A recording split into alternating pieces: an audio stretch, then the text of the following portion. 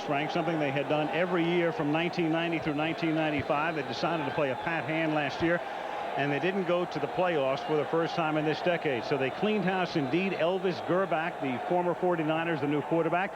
Marcus Allen is now a backup. Greg Hill is the featured ball carrier. And they have 7 new starters on offense and 5 new starters on defense. But with all of those new faces, they didn't meld very well last week, and they lost to Denver by a score of 19-3. Keep in mind, Marty Schottenheimer has been a coach in the National Football League since 1984.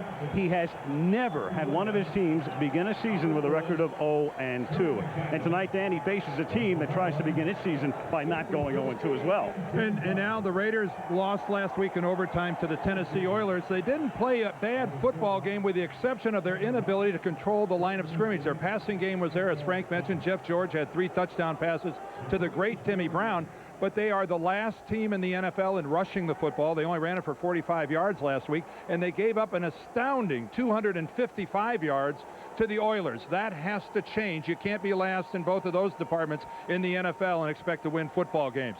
The other thing Joe Bugle's team needs to learn how to do, win close football games. Amazingly, in the last 13 ball games the Raiders have played that have been decided by 7 points or less, they have won only 1 of those 13 games. They need to learn to win tight ball games. We'll be back here to Oakland for the kickoff. Ought to be a fun night. Stay with us, everybody. Monday Night Football right after this. Has always been a battle. I'm Lynn Swan with head coach Marty Schottenheimer, who has a 14-5 record against the Raiders. Coach, what's your secret? Give us some insight into your plan to make that 15 tonight. Well, I'll tell you what, they're always a tough physical team, Lynn. The thing that you have to do is compete every snap against them because they're very talented. Coach, thank you very much. Good luck to you. And Al, we are ready for some football. On a gorgeous night, Lynn, Coliseum is still filling up. There is a rapid transit strike in the Bay Area, and so a lot of people who come via the train late in arriving tonight. The traffic, of course, is worse than it would normally be, but they'll have a full house before it's all over and done with, as Tomerick Vanover drops back to receive the kickoff, and Cole Ford to send it in the air for the Oakland Raiders.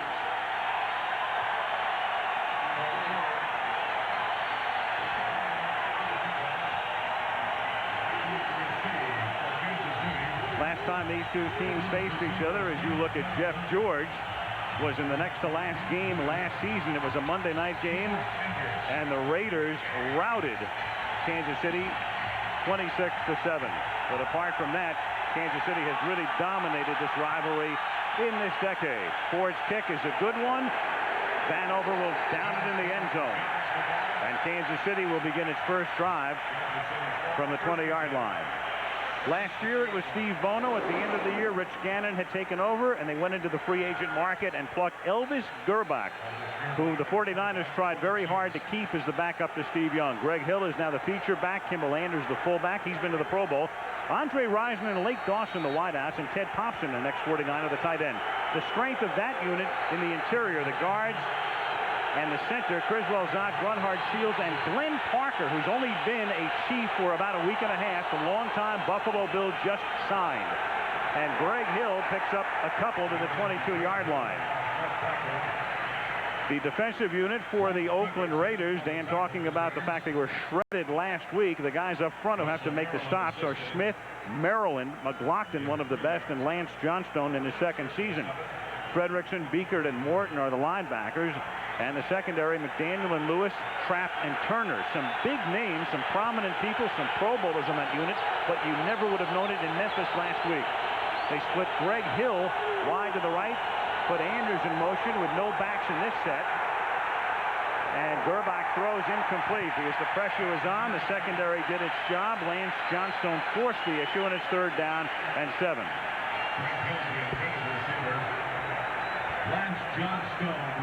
Marty Schottenheimer disappointed last week against Denver when his offense really could not get on track. Whether that was a tribute to the Denver defense or the lack of the offense having come together with a lot of new people, we'll find out more tonight. I know he's concerned. He wants chunks of yardage. He doesn't want pieces of yardage. He wants to get those big chunks that the Kansas City Chiefs have not gotten over the years. At a little past 6 o'clock, Schottenheimer has to shield his eyes from the lowering Rison son, and a first down as Damon Hughes makes the catch. And Grbac is on the money. McDaniel with the coverage. First down, Kansas City. A couple of veteran cornerbacks, familiar names. If you follow this game, Albert Lewis over in the right corner and Terry McDaniel on the left corner. They've been around for a while, and you see the slip. That's McDaniel. Frank loses his footing as Hughes makes his cut to the outside. Terry tries to go with him and does the splits. It's a good way to pull a groin. Down on the field, though, before the game, it seems very dry, did it not?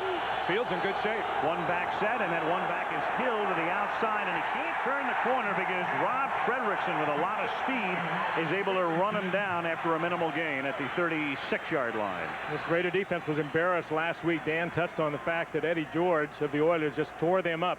And wasn't that they were not in position so much. They put on a terrible display of tackling. Well, talking to Fred Whittingham, their defensive coordinator, he said, you know, from a coaching standpoint, this was a very easy week. You don't have to say anything to a group of guys that get beat up as badly as they got handled in Tennessee last week. He gave up 255 yards rushing. On second down and 9, the pass is to Tony Gonzalez, the rookie tight end, up to the 46, their top pick, and a kid who's playing down the road from where he started in college at the University of California in Berkeley, not only in football but in basketball as well. And there is Whittingham, the defensive coordinator. And they love this young rookie out of California, Tony Gonzalez. He played in a similar offense at the University of California. Steve Mariucci, who's now the head coach of the 49ers, and they really think he has a great future. Big, 6'4", 244-pound rookie from California. The Chiefs, who picked up back-to-back first downs, give it to Hill, and he can't get out of the backfield. Mike Morton wraps him up from behind, number 50, third-year man from North Carolina. If either of these teams is going to have difficulty rushing the football, it's going to be there in the dirt infield. It's going to be hard to really dig in. It's going to be hard for a back to make a 45-degree cut, really go back against the grain. They're going to have to be very cognizant of where they are on the football field when they're in the middle of it here. Joe Bugle, in his first year as the head coach of the Raiders, he was the head coach of the Cardinals earlier in this decade for 4 seasons. Forgettable ones, basically. Grbac throws, and it's off the fingertips of Andre Rison, playing with his 6th team overall and his 5th team in 4 years, and a man who scored a touchdown in the Super Bowl for the Packers last year. And if that ball's about 6 inches shorter, Frank, that might be a touchdown. Terry McDaniel's playing right in his face, playing Raider kind of cornerback, and Andre Rison read that along with his quarterback, and Grbac maybe just a little too eager early in the game, just a little too much on that. But you're right, Dan, that could have been 6 so quickly. 3rd and 11. A little more than 3 minutes into the game. On the baseball infield, Grbac plants and throws, and it's incomplete, and some confusion. I think in terms of the pattern, Damon Hughes was, I guess, closest to it, but the pass was a good 7 or 8 yards from him, and the sun may have played a part in that one as well. Well, I could have, but I mean, there was no receiver even within the area. That was a foul up by the 2 receivers. I think Andre Rison is doing the fly, and I think he probably should have broken that off to the outside. Grbac threw a sideline pattern, and Rison ran a streak. And that doesn't work. Confusion was somewhere there between the 2 of them. One of them misread the defense. Well, the sun not a factor really, but the sun sets on this drive as the punt by Aguiar will be fielded at the 19 by Desmond Howard, and the Super Bowl MVP gets knocked down at the 19 by Bobby Houston. Mike Stock very happy about that, the special teams coach. 36-yard kick and no run back, and Oakland will get the ball early in the first. Jeff George, the quarterback for the Oakland Raiders, 5-year deal. He signed in the offseason, 8th year in the league overall, #1 pick. After starting his career at Purdue and finishing it at Illinois, he has Kaufman and Davison in the backfield. Davison is the blocking back. Jed and Brown, the wideouts, and Ricky Dudley, the tight end, in his 2nd season. Harlow, Wisniewski is one of the best. Robbins, Lester Holmes, the ex-Eagle, and Lincoln Kennedy are the guys up front. And the sun going down in the Bay Area. Beautiful shot from above the Coliseum, looking west out towards San Francisco Bay and the city of San Francisco. Well in the background as the Raiders take over at their own 19-yard line. And of course, Jeff George, a player that was courted by the Kansas City Chiefs. They ended up signing Elvis Grbac, but the Kansas City Chiefs made a real run at Jeff George, Derek Thomas, their talented linebacker, spent a lot of time with him. All came down to how much upfront money Chiefs weren't willing to pay. George on first down throws to Brown, and he gets taken down after a gain of 5. The tackle is made by Anthony Davis. The Chiefs defensively, now Derek Thomas will play but won't start. Booker, Phillips, and Browning, the 3-man front. Pella McDaniels at least at the start with Wooden, Edwards, and Anthony Davis, though we will see a lot of Derek Thomas, who's been hurt. And we're going to see him right now, Al. He just trotted out. In the game, and the secondary is a good one. Carter's been to the Pro Bowl. Hasty's tough. Tongue and Woods, 2 good young second-year safeties, and there is Derek Thomas wearing an encasement around his triceps on his arm because he missed all of the preseason. Second down and 5, and Huffman, Napoleon, gets knocked down at the 30-yard line. He averaged almost 6 yards a carry last season, but a tough start for him last week, and he had to come out of the game at halftime with cramps and dehydration. And ineffective up to the point in time where he had to come out of the ball game. Ran the ball a dozen times, only got 32 yards. That's less than 3 yards a carry, but one of the most explosive backs in the game, Frank. He epitomizes what a burst really is. Well, he has great speed, a great high school star, a sprint star here in California, and he has an amazing speed and ability to cut. He's electric. And you put him with Jeff George and now Tim Brown in that combination. What an offense they've got. And I think he went in motion, and Jeff George wasn't expecting him to. Nobody left in the backfield unless Oakland has to burn an early timeout a little less than 5 minutes into the game. No score in Oakland. Game with intensity. Watch Tim Brown and Dale Carter, both Pro Bowlers, go at each other. Watch Brown, though, go to cut Carter. Keep in mind, Carter last year did that to Lionel Washington when he played for Denver, put Lionel out for most of the year. Tim Brown, Dale Carter go head-to-head to get this game underway. Look for a lot more of that. The Raiders, after burning a timeout, have first down now from the 30-yard line. George protected well, dumps it off over the middle. That's Jerome Davison, who has won the starting fullback spot, tackled by Anthony Davis. Davison, first-year guy from Arizona State, and he's won the starting job. And Jeff George comes out throwing the football as well. You should. And as you look at Ray Perkins, the offensive coordinator, he did such a terrific job with Drew Bledsoe up in New England, and now working with Jeff George. Jeff George has a great ability to read, though. He's played on teams that have been in trouble for most of his career. Atlanta, he did not get a whole lot of protection. He reads the defense really well and releases the ball maybe better than any quarterback has ever done it. Second down and inches. Nice cutback by Kaufman. Picks up the first down. 5-yard carry out to the 44. Tackled by Jerome Woods. Davison with the block, and next Dallas. Good battle coming up. The Philadelphia Eagles coming off their victory yesterday against Green Bay, 10-9, eking one out against the shocked Cowboys, who had one in hand last night in Tempe, Arizona. And the next thing you know, the Cardinals winning overtime. Each team 1-1. We go to Big D for Philadelphia and Dallas next Monday night. Boy, did Ray Rhodes get that team up after that opening day loss to the Giants. Big step towards Coach of the Year. First down from the 44. Harvey Williams, now a tight end, was the man in motion, and Jeff George flings it and is caught by Brown. And Tim Brown with a big gain to the 30-yard line of Kansas City. Well, there is one of the ways that the Raiders are going back to their old passing. Harvey Williams stayed in for protection. Passing game starts with protecting the quarterback, and Jeff George had all sorts of time to survey the field. Tim Brown had all sorts of time to do an out and then up. And Frank, this was a 6-second pass. And he caught him. It was a good read. He caught him working against the safety, Reggie Tongue. They had help underneath, but it wasn't enough. With the accuracy of a Jeff George, you cannot cover a receiver this way. You're going to have to put your cover man on him, not a safety.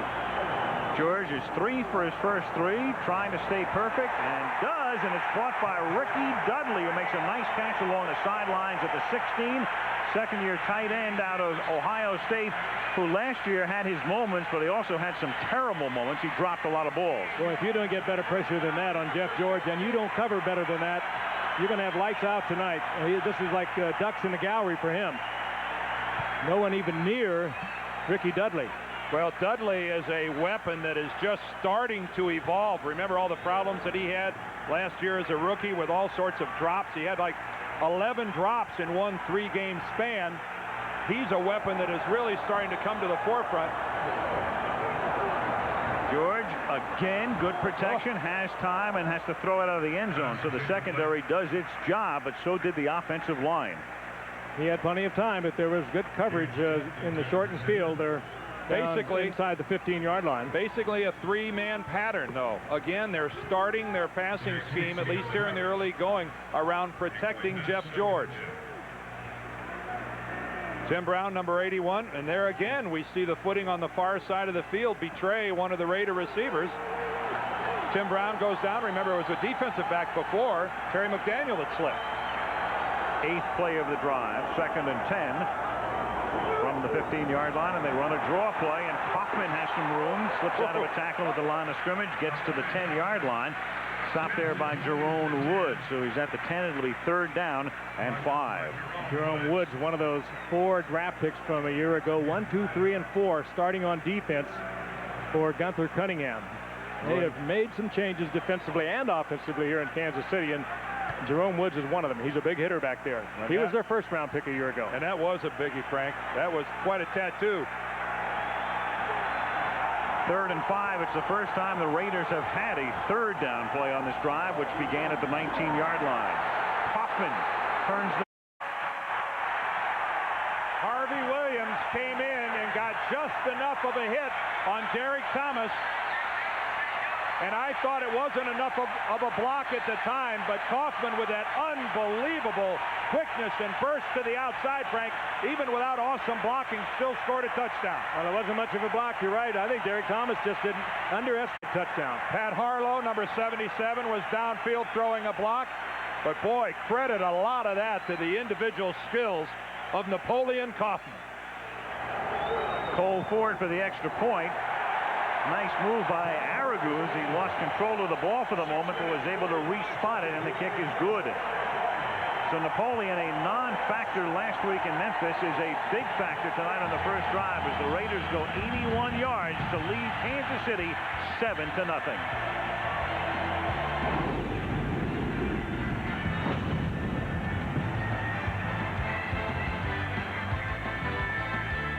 Perkins and the guy on the left, Gunther Cunningham, will have to do some mulling as he's watched his defensive unit just yield an 81-yard drive.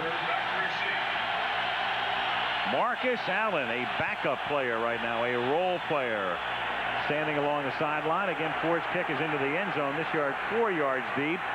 Tamarick Vanover brings it back out to the 25 with 6:34 to go in the opening quarter. 7-0 Oakland.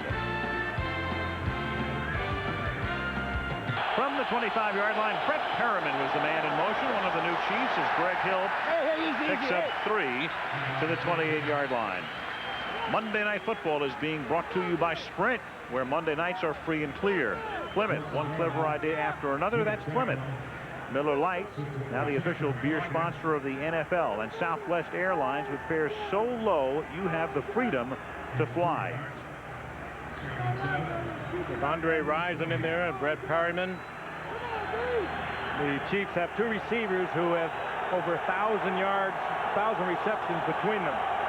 Now a 4 wideout set on 2nd down and 7, and with it spread out, they give it to Kimball Anders, who's off to the races with a big first down and a lot more, and finally run out at the Raider 29-yard line. It's a play they ran a couple of times without that much success clearly last week against Denver. Spread them out, give it to Anders. He's almost a forgotten Chief, too, with the acquisition of Andre Rison and Brett Perriman. He has been the leading receiver for the Chiefs over the past 3 seasons. He can do it all, though. He can run the football. He's a good blocker, Pro Bowl player, and it was a good call. 4 wide receivers, you go with the draw, Dan. And it ran right behind the strength of the Chiefs' offensive line. The middle of it, left guard Dave Zott, center Tim Grunhard, right guard Will Shields. These guys have been together for years, and boy, that was a nice job of blocking. 43-yard run, second longest of his career, as Greg Hill fights his way for a pickup of 3. Hill, number 1 draft choice out of Texas A&M 4 years ago.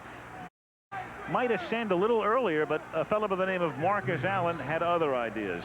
Greg Hill has worked hard, though. He knew that eventually he was going to take over Marcus Allen's spot. Marcus is okay about it. We talked to him before the game, no question about that. But where Greg Hill has really improved, he has worked off season in catching the football.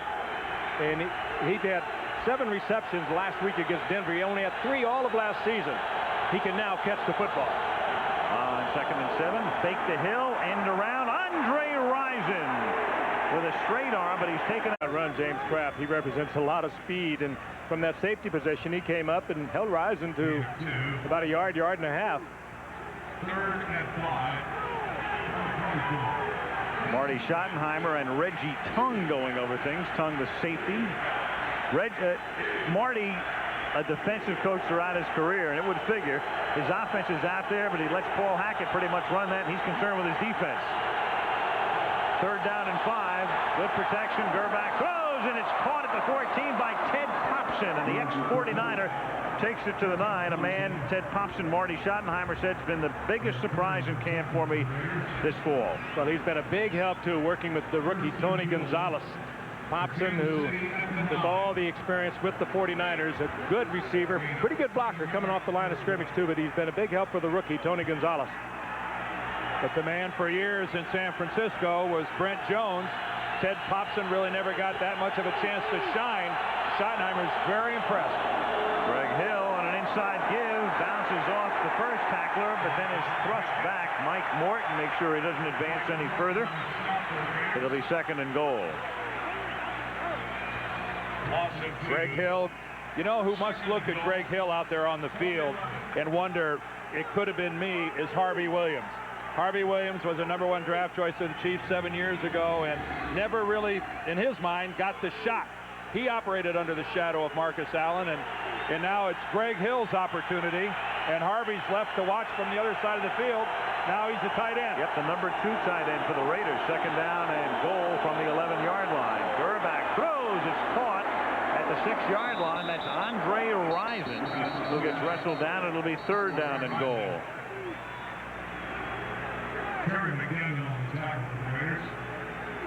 Under 3 minutes to play in the first quarter. Oakland with an 81-yard drive, leading 7-0. Boy, Rison has kept his backpack, hasn't he? This is the 6th team he's played with in 9 years.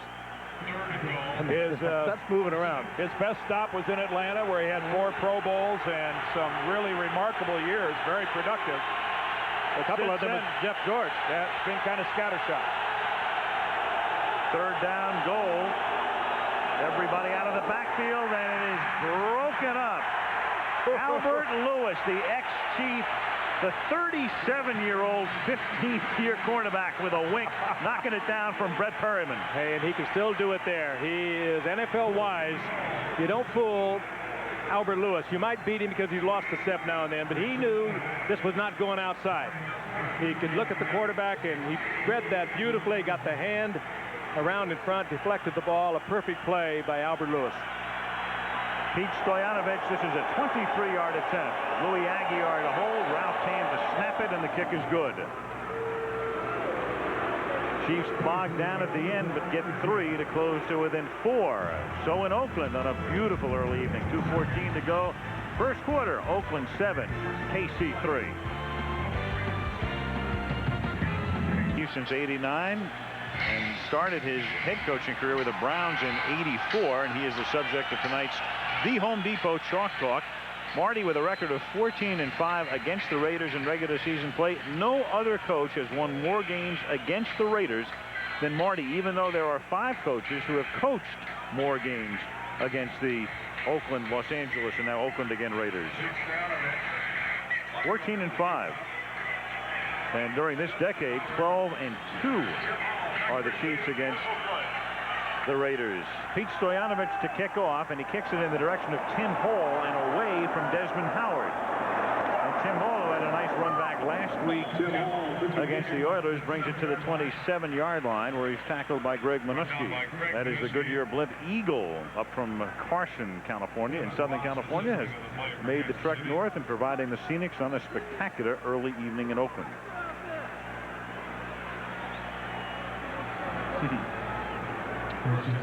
Most of the people have finally arrived with the strike they have held here on BART, the Bay Area Rapid Transit.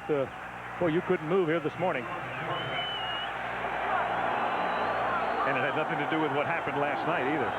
First down from the 26-yard line. George trouble with his snap momentarily, gives it to Kaufman, and that slow developing play develops into next to nothing as he's run out of bounds by Reggie Tongue. Run out of bounds by Reggie Tongue. Darren Robbins, the center. You caught a glimpse of him, but when you think about centers and the Oakland Raiders, well, Jim Otto, you begin with him. Well, I guess you would, and then Dave Dalby after Absolutely. that. So that was about it. Well, Don Mosbar had a pretty good career there. They lasted a few decades. Well, you're right, Don Mosbar. Unfortunately, Don Mosbar's career was cut short because of the eye injury, and he had to stop playing when he still had a number of years left. But no other franchise in the league has had a history like that at the center position. 2nd and 10, and the pass in traffic is incomplete, intended for Ricky Dudley. Covering on the play was Terry Wooden. Dudley is a guy who hasn't played that much football. He played a lot of basketball at Ohio State. Pretty good blocker, but they got him to be a pass-catching tight end a la Todd Christensen. He's got to work on catching the football. Todd Christensen is really what came to mind with Al Davis in thinking about moving Harvey Williams to tight end. He had a lot of success in the past in moving running backs to tight end. Billy Cannon before that. But what we just saw there has been Dudley's problem. Ball's right on his hands that he just can't hold on to. You know, and you can't teach it. 3rd down and 10. They have Harvey Williams in motion. He'll operate out of the slot. Chiefs jump. We have the first penalty of the game. George throws, and that's brought in by Dudley. And Ricky Dudley with a big gain, still moving, finally tackled at the 34-yard line. The question is, was Anthony Davis induced, or is it offside Kansas City? They're all walking uphill, so I think the play is going to stand. Gary Lane is the referee and checking with the line judge and rechecking now to make sure it wasn't a false start. Now they're bringing it back. The guy that was bouncing along towards the line, Harvey Williams was in motion. I wonder if there's some question about whether Harvey was going forward or not at the snap. I thought he'd gotten set in the slot. He was lined up outside. I don't think he ever did. Watch Harvey bouncing along. He can continue to move, but he can't go forward. Offside defense, number 93. Illegal shift, number 82 on the offense. Penalties offset. Repeat 3rd down. I think he might have got 22 and 82 confused. Well, actually, James Jett, the receiver to the outside, had a little bit of a flinch, too. You're right, he did. If both of them are moving at the same time, that's an illegality as well. But Harvey Williams was moving towards the line of scrimmage, there's no question. Obviously, Harvey thought the snap count was going to occur well before it did. All right, here's the big picture. This is Jett, the wide receiver, towards the bottom right of your screen. Watch it. You see that right there? He and Harvey are moving at the same time. And Harvey is moving towards the line of scrimmage. Either one you could call. The timing was well off there on the Raider offense. And there went a 40-yard gain, and there goes another timeout. So after the Raiders commit their first penalty. Ooh, now Jeff George walks to the sidelines barking at somebody. Well, he wants to get the play a little more quickly. He has to wait to break that huddle till he gets the play. That's what he was angry about. I'm sorry, but when Jeff George goes to the sidelines yelling, it's a story. He's talking to Fred Biletnikoff there on the right of your screen. Who calls the plays into him? Well, they may have had 12 guys on the field. Kenny Shedd had come onto the field, and he was running off as George called timeout. Ray Perkins has just watched his offensive unit burn 2 of the 3 timeouts in the first 14 minutes of the game.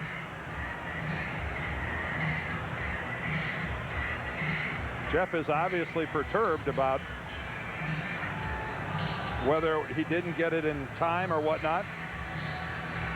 Bill Musgrave, who was a quarterback in camp with the Denver Broncos when this summer began and is now an administrator here and working with the coaching staff. And George had to call the timeout. They were down to 2 seconds on the play clock. And I don't think there's any question. He just got the play so late he couldn't get it called and get up to the line of scrimmage. 3rd down and 10. You've got Tim Brown, the man in motion now, setting up in the slot. Pressure this time, and George forced to roll, and down he goes at the 12-yard line on a corner blitz by James Hasty. Well, now there's a reversal of fortunes. The long pass to Dudley canceled out by a penalty, and then a monster sack. And the Raiders have suffered quite a loss in field position. 14 yards on that sack. Kansas City has gone almost the entire first quarter without the blitz. And this time they brought them all. They brought the corner blitz, they brought a safety, and And Ray Perkins calling the play had to put too many people in the pattern. There's no way they could handle this. And James Hasty, who just makes a living of big plays against the Raiders, comes up with another one. Aragoose to punt it. Good defensive call. Oh, good one. Line drive kick. Vanover, one of the best in the league from the 33. Goes to the short side of the field. Good run back. Gets into Oakland territory, and a little skirmish breaks out at the 40-yard line, and a skirmish on the sideline as well. Raiders and Chiefs. Between Vanover for the Chiefs and Desmond Howard for the Raiders, we're in store for, I think, some exciting returns tonight, both in punt returns and kickoff returns. Two of the most exciting guys in the business. All right, there's James Hasty again, who just got the sack. He's one of the guys working on Orlando Truitt. Working on his jersey. He's the sprint man to the outside, and clearly the worst job in football is one of those two wideouts on the punt team that gets double teamed and hammered all the way down the field. That's Mike Stock in the middle, the Chiefs special teams coach, and he's congratulating his guys. But why anybody would want to be that outside guy and get pummeled for 40 yards down the field? Clip, push, shove. Chiefs at the Raider 46. Greg Hill finds very little room, takes it to the 44. The second quarter will begin with a 2nd down and 8. As the first quarter winds down in Oakland. And at the end of the first quarter, it's the Oakland Raiders 7, the Kansas City Chiefs 3, and Monday Night Football returns after this message and a word from our ABC stations. At the Oakland-Alameda County Coliseum, Al Michaels with Frank Gifford, Dan Deerdorf, and Lynn Swan. We start the second quarter. The Oakland Raiders lead the Kansas City Chiefs 7-3, and a 2nd down and 9 as Elvis Grbac goes back to pass and throws the home run ball into double coverage, and it's knocked away by Terry McDaniel. Step for step with Andre Rison. Eric Turner also helping out on the play, and it'll make it 3rd down and 9. A couple of pretty good defensive backs back there. Eric Turner, of course, picked up this year as a free agent. Great positioning by McDaniel, reading it all the way. He's getting help from the inside. He knew that Turner was going to help him on the inside. Good coverage. Andre Rison, though, he'll fight for a football. He's very physical. If you're going to throw into coverage, throw it to a guy like Andre Rison. He'll go for it. 3rd down and 9. Here comes the corner blitz. That's picked up. Grbac escaping. And then finding everybody covered, and almost as it picked off, threw it in the direction of Perryman. And Eric Turner knocks it away. Anthony Smith was forcing the issue, chasing Grbac. 4th down. Eddie Anderson, the safety, the longtime Raider safety, and surprisingly one of the inactives. He's not hurt. He was just put down for tonight's game. I think they were thinking more in the line of coverage than they were in stopping the run. Eddie Anderson is a good run support safety man, but with Brett Perriman and Andre Rison, Perriman now healthy, and Lake Dawson, well, you better get the cover guys out there instead of the run stoppers. The reality of it is, though, guys, he's their 4th safety. It's his 12th year in the league. His career is winding down. The Chiefs will take a delay of game penalty here because they're in a position where Aguiar can use some extra room, and we'll see if the Raiders decline it or accept it. Yeah, which they're liable to decline it.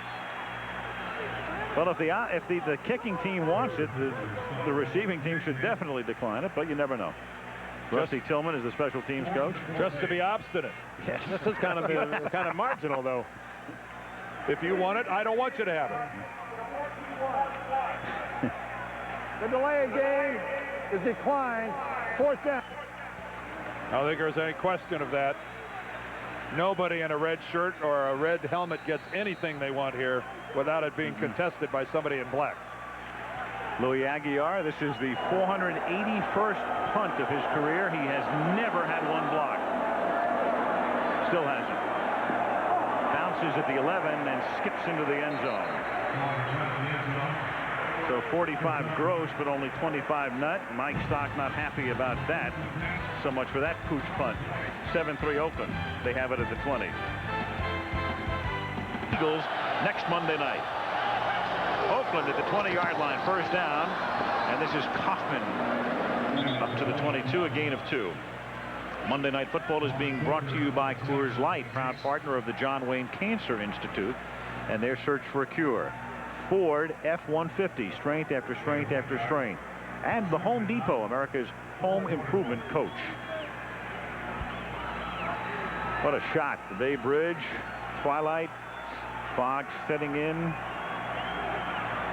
Pull back over the East Bay in Oakland, second down and 8. From the 22, and Kaufman nearly got knocked down in the backfield and turns a loss into a next to no gain. Derek Thomas pops him. Vaughn Booker almost had him. That's Thomas coming from the opposite side of the field, and he had a head of steam too. He unloaded on Kaufman. It's Pella McDaniels. Ironically, they're working on his arm, and he's the guy taking Derek Thomas's place from time to time tonight. And Derek's problem has been the triceps. Of course, that's a lot higher than the triceps area, but still there is Thomas wearing that big and bulky, what appears to be a cast, but it's really soft. He says it doesn't bother him at all. Happened way back where? In early August, late July? Yeah, late July. This has been a big week, though, for Derek Thomas. He has made a noticeable improvement. So say the Chiefs. Good protection, but the secondary does its job, and George goes down to a knee at the 24-yard line. Well short of the first down, and Oakland will be forced to punt. And that is not Jeff George's long suit. Since that long pass to Dudley that got called back, the Raiders have just run off 5 consecutive pretty clinkers. Yeah, we'll call them clinkers, clunkers, whatever you want to call them, offensive plays. Here's a threat. The punt return for a touchdown. Much to the delight of that Arrowhead crowd. Leo Araguz, the punt. They ran out of time. Well, whistle before the snap. Now this is one, if that's the delay of game, the Chiefs will accept this one. Another 0 on the play clock.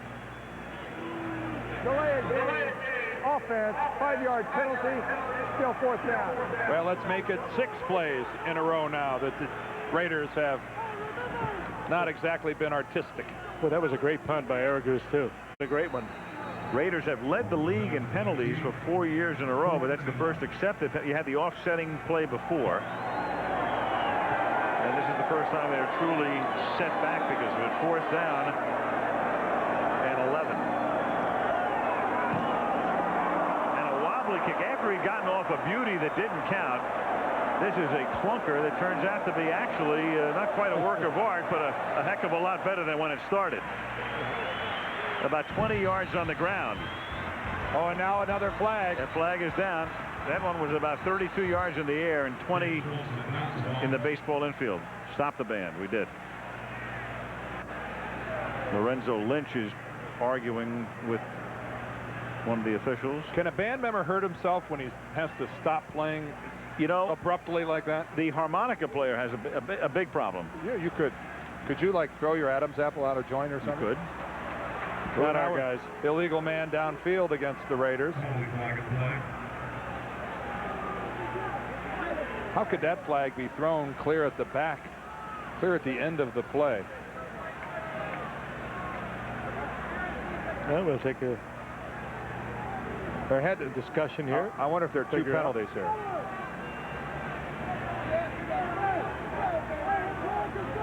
Well, it was 4th down and 11 at the line of scrimmage. Howard Slavin is the side judge going over things with Marty Schottenheimer. Gary Lane to tell us in a moment what this is all about. Maybe. Joe Bugles clear out onto the field. He's in no man's land out there. He's not allowed to leave the bench. He's 5 or 6 yards onto the field. Illegal touching of a kick by number 88 of the kicking team. Went out of bounds and was the first to come in and touch the ball. 5-yard penalty, re-kick. Orlando Truitt had been taken out of bounds, came back onto the playing field. That is a seldom seen penalty on the kicking game. That illegal touch. And I'm sure that the most surprised person in the stadium is Orlando Truitt that he did something wrong.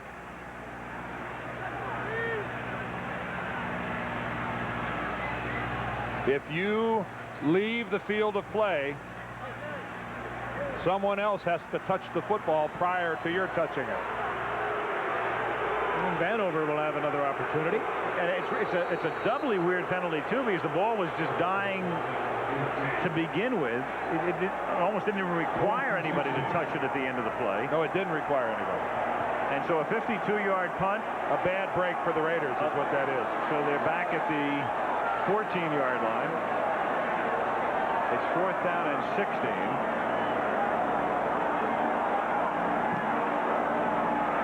And it's a high kick, good distance. Vanover to 36, escapes the first man. Another flag is down back at the line of scrimmage. Tackle is made at the 41.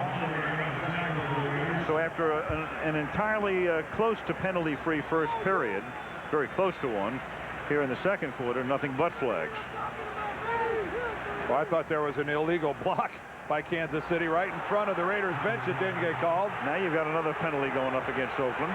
Face mask.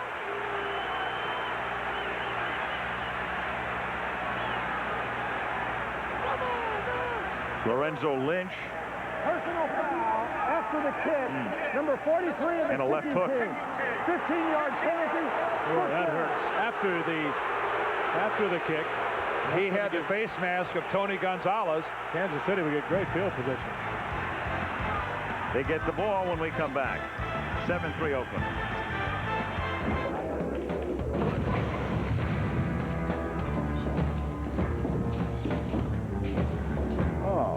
Free beer. I gotta warn you, boys, those seats are taken. By us. Okay, I warned you. Excuse me, those are our beers. Excuse us. We should have known these were yours. You being that rugged outdoor type and all. Fred, couldn't you see him hiking through the Rockies, climbing snow-capped peaks like some great American hero? Who do you think you are, John Wayne? No, that would be me. Yeah, right. I'm Ben Cartwright. No, he's over there. Anything we can do for you? We was just about to buy a cold one for the Duke. Well, don't make a point of saying that too often, and once more will be too often. Coors Light Flower! Like, Are you going to fix that fence today? Yep. 1948 was the first year for Ford F-Series, and after 50 years, there are more tough F-Series trucks still on the road today than any other make. Ford F-Series, built Ford tough for 50 years strong. It's been 50 years, huh? Mm-hmm. Well, maybe it's about time you fix that fence.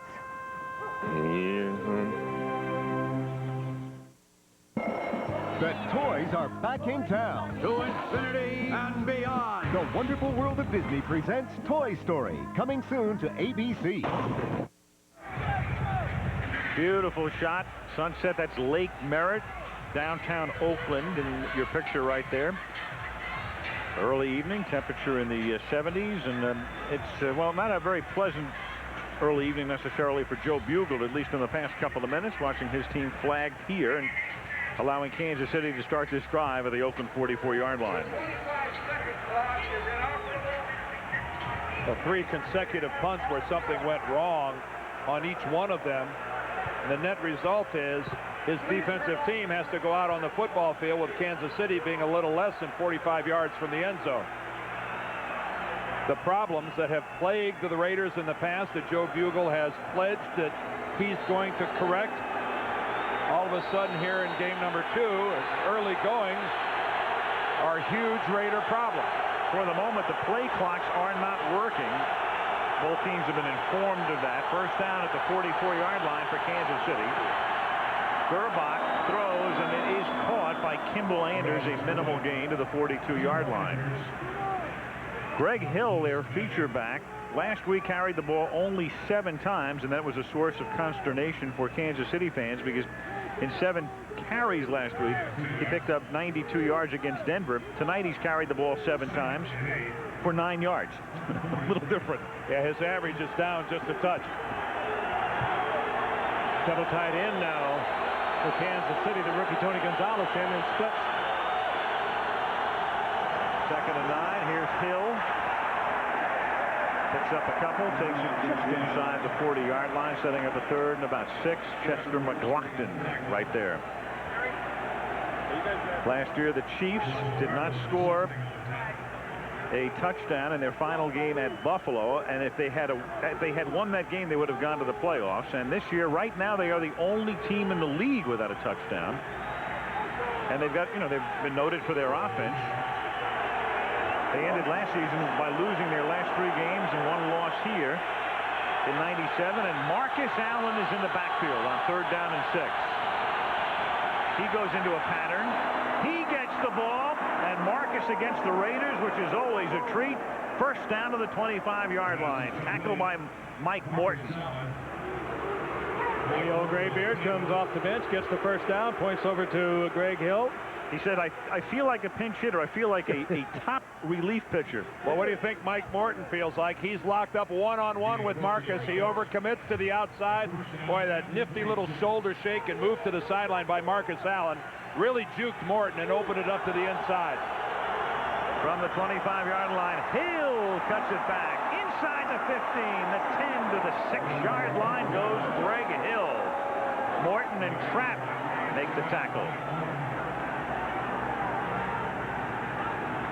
Greg Hill up over 210 now in size, and Marcus Allen, again, he is happy to live with this. He is in his 16th year as a running back. That's just kind of unbelievable. But here comes Greg Hill, the man who has taken over the starting position. They get along fine with this situation. And now you're getting down into Marcus territory, though he's not in at the moment. Hill cuts it back, takes it just inside the 5. Tackled by Greg Beekert. 2nd down and goal. Well, it is Marcus territory too, Al, in the sense that we mentioned the fact that Andre Rison has over 500 receptions, Perriman over 500. Well, Marcus Allen has over 500 receptions himself, and that graphic itself is that's an NFL record, 112 rushing touchdowns, which will be exceeded very shortly by Emmitt Smith, who's closing in on it. But nonetheless, Marcus with a Hall of Fame career, obviously. 2nd down, goal, 5-yard line.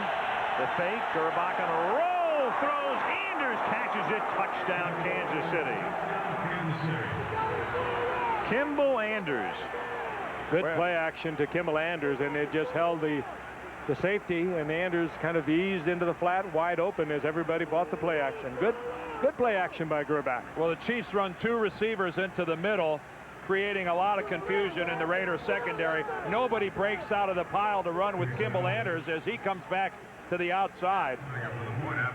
That's just poor play in the secondary of the Raiders. You don't lose track of a guy who caught 60 passes last year. Pete Stoyanovich for the point after, and now every team in the National Football League has scored at least 197. Don't expect much response, Kimball. Fans sitting on their hands right now. 10-7 Chiefs. Pennzoil, formulated to protect against the hazards of stop-and-go driving, presents great stop-and-go moments. Trailing by 5 late in the 4th quarter, the Bengals defense forced the Cardinals fumble. Would Cincinnati take advantage? Stay tuned. Every 10 seconds or so, a stop sign goes up somewhere in America. And every 30 seconds, a traffic light goes up. It's as hard on your car as it is on you. It's stop and go. Stop and go. Stop and go driving. Use Pennzoil, formulated for today's stop and go driving. Stop, go, Pennzoil. With just over a minute to play, the Bengals offense, led by Jeff Blake, Darnay Scott, and Carl Pickens, went 63 yards in 32 seconds to pull out a stunning opening day victory. Green Acres is the place to be. Farm living is the life for me. I just adore a penthouse view. Darling, I love you, but give me Park Avenue. The chores. Just doors. Fresh air. Housecraft. Ford Explorer. It's at home anywhere. Billy's tired of Dallas. glory. Could Monday night be the Philadelphia story? Let's do this. Bring on the game now. That shot from the Goodyear blimp Eagle, and what a sight the crew is getting tonight, as are we, as you take a look at the blimp. Sun going down over San Francisco Bay, and in the East Bay right now, we have just seen the Kansas City Chiefs take the lead for the first time in the game by a score of 10-7. I guess everybody has their favorites, but can there be a more photogenic city than this San Francisco, Oakland area? Not around the world as far as I'm concerned. Stoyanovich kicks it into the end zone. It's taken there by Desmond Howard. And the one-time Heisman winner from Michigan up to the 26. Well, gents, you know, it's early in the season, and you never want to overemphasize an early season game. But when you're playing in the AFC West, and you've got the Denver Broncos to chase, and they're already 2-0, this game takes on a little bit more early season importance for each team tonight. I don't think there's any question about that. I mean, Denver is obviously everything that we thought they'd be before the start of the season, and one of these two teams is going to be 2 behind Denver, and that's not good. Yeah, the winner will breathe easier, although, as we know, the loser is not out of it by any stretch of the imagination.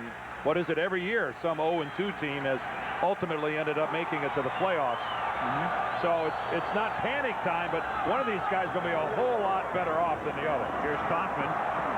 And the thing that you don't want to do is, if you build yourself enough of a hole as you look at McLaughlin, then clearly you do have a chance to get to the playoffs, but then you're thinking about that wild card again and no home field and all the things you don't want to think about. Well, and at 0-2, all of a sudden things start creeping into your head. There's a confidence problem. There are questions about, well, maybe we're not as good as we'd hoped we were during the course of training camp. Those kind of negative thoughts, Frank, can kill a team. They can. I think back to Marty Schottenheimer, who just said, I won't go through a season like I went through last year. And he's changed things dramatically here for Kansas City.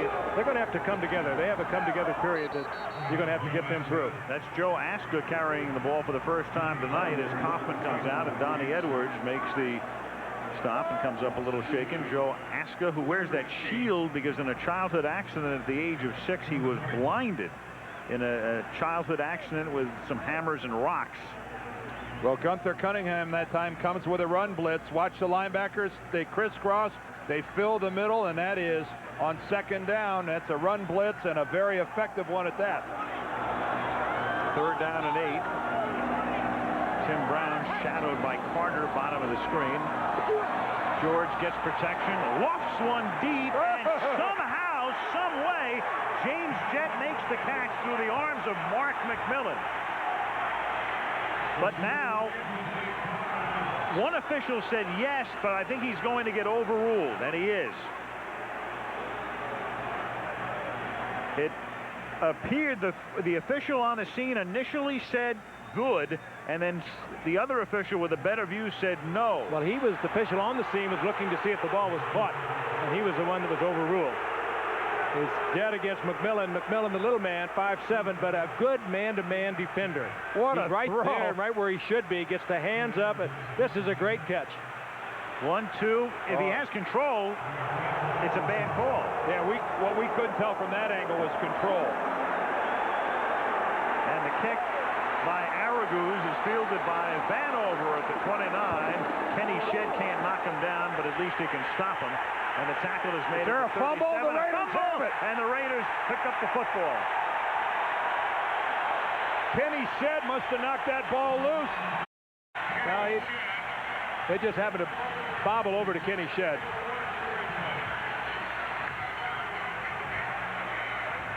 Big break for the Raiders now. All right, here's Shedd. He throws himself into Vanover. Vanover still has the ball. Then he gets caught in a scissors by about 4 different Raiders. It squirts right back to Shedd. I think Tim Hall is the guy who may have extracted the football. 45 coming in after the Shedd contact. The ball is at the 34-yard line as the Raiders try to cash in on this break. Fake draw, deep drop, slings it and knocked away at the 11-yard line by Jerome Woods. Big play by Woods. Wide open was James Jett.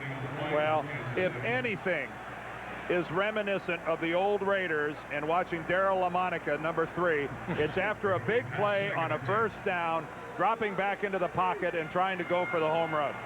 This is reminiscent of the way the Raiders used to play football. Well, that was the Raiders' trademark. Kenny Stabler, Darren Anderson, who also wore that number 3, same number 3 that Jeff George is wearing. You're right, Dan. If Woods doesn't get a hand on that football, that's 6. You get a turnover and try and get 6. Blitz, 2nd and 10. Great protection up front, but the pass is high. It's batted in the air and incomplete at the 11-yard line. He said the blitz on, everybody was coming, and the Raiders did the job up front. Brown was the intended receiver. Ooh, and Jeff knows he should have had that one. When you get the blitz, you pick up the blitz. You know you have single coverage on your outside man. That outside man was Tim Brown, sure-handed Tim Brown.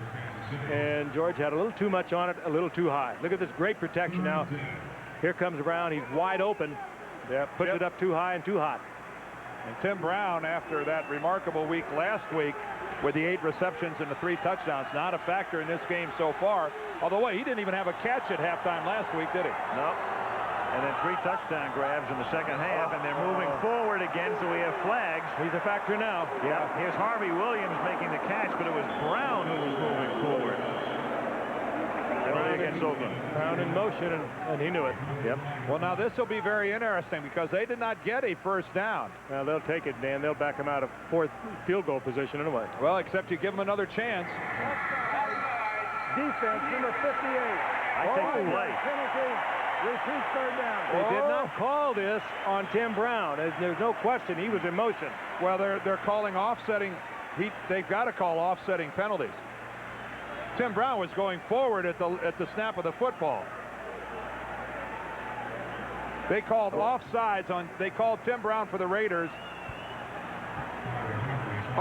They're just walking off the penalty against the Chiefs. They did not call Tim Brown. Well, that's impossible to miss. Nobody could miss that. They did. They missed it. Oh. I can't believe Marty didn't go ballistic. Makes it 3rd down and 5 at the 29-yard line. George, who'd been hot at the start, is now 4 of 9, and a draw play doesn't fool anybody as Kaufman gets tackled by Thomas. Crowd boos. Cole Ford is ready to perhaps come on for a field goal. And that loss is significant because it makes it a 50-yard attempt. So Cole Ford's career best is 47 yards, so we're going to see the punter. He's not coming out. It's going to be Araguz. 33. And the worst part is it would have been off the dirt. Mm-hmm. Yeah, I'm sure that weighs in the decision. You can see from behind that at the 40-yard line, the placement would have been in the infield. That draw play drew them out of field goal range. He tries to pooch punt it and does. And can the Raiders recover before it crosses the goal line? Oh, they did. Yep. No. I was going to say, it looked like the ball was touched by one of the Raiders who had his feet in the end zone. Right. And so the rest of the play was irrelevant. That's Orlando Truitt right there. Rusty Tillman, the special teams coach, and Mike Stock, his opposite number. Goose did his job. He put it down on about the 4-yard line. Take a look here. Not right here, but right here. The ball's going to be kept in the ball. First of all, hit in the end zone there. Yeah. So that's the end of it right there. This is the Triton-powered Ford F-150, and this is a 102,000-pound earth mover.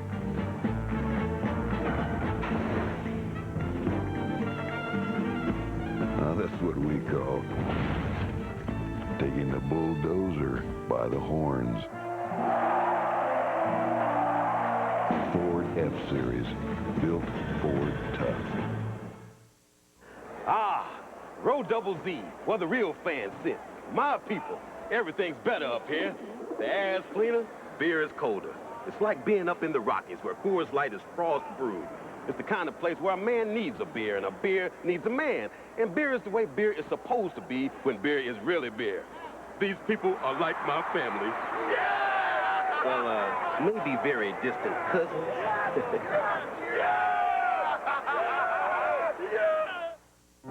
Relax, Take your shoes off. I'm more comfortable like this. Really? Well, Millions of people have toenail fungus, thick, brittle, yellow nails.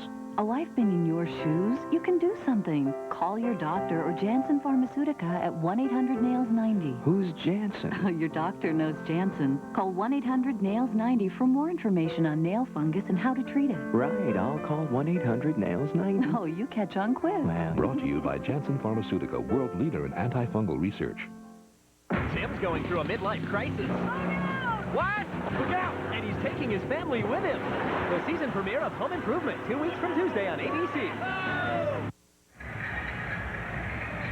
Monday Night Football now on the internet with a whole new look with live play. From the 20-yard line, Greg Hill for the Kansas City Chiefs. Angles his way for a 4-yard gain. He's run out by Beekert and Trapp. Across the bay, the San Francisco Bay. What bridge is that, Al? Well, you can see the Bay Bridge and off to the right, and it's now out of view. There's the city of San Francisco, and you can see the Transamerica Tower. That's the pyramid. And it's a little too foggy for the Golden Gate Bridge, obscured right now.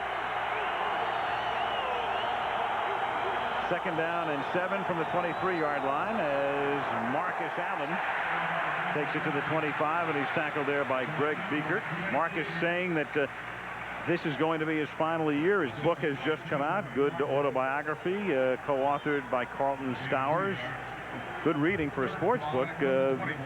Marcus. I haven't read it yet, but I looked through it today and just skimmed through it. Some good pictures. Good, yes. Good start, Frank. And I looked at the back of the book for my name, so that was it. 3rd down and 5 from the 25-yard line. And Grbac runs out of room. Nobody open. Chased by Kevin Johnson. Incomplete. 4th down. But Marcus, everybody knows the story, starting with the Raiders and then the very acrimonious end of that relationship. And it's very clear. He said, I'm going to go into the Hall of Fame if he goes in. And he says if I go in, and we know he will, obviously, as a Kansas City Chief. If he doesn't, they'll close it down. Yes. Well, he's number 6 on the rushing list. He's chasing Franco Harris, who's the next guy in line. He's about 450-some yards behind Franco.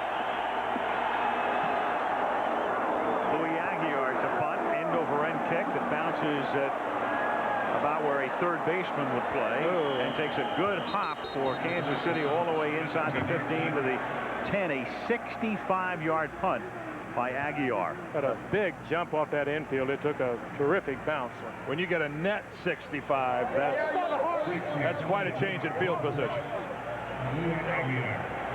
The defensive line of the Raiders, of course, they're bolstered by the addition of the number 2 selection in this year's draft, Darrell Russell, chosen right after Orlando Pace, and he'll be seeing a lot of playing time tonight from Southern Cal, all 6'5", 310 of him. So that's Darrell Russell right there on the sidelines.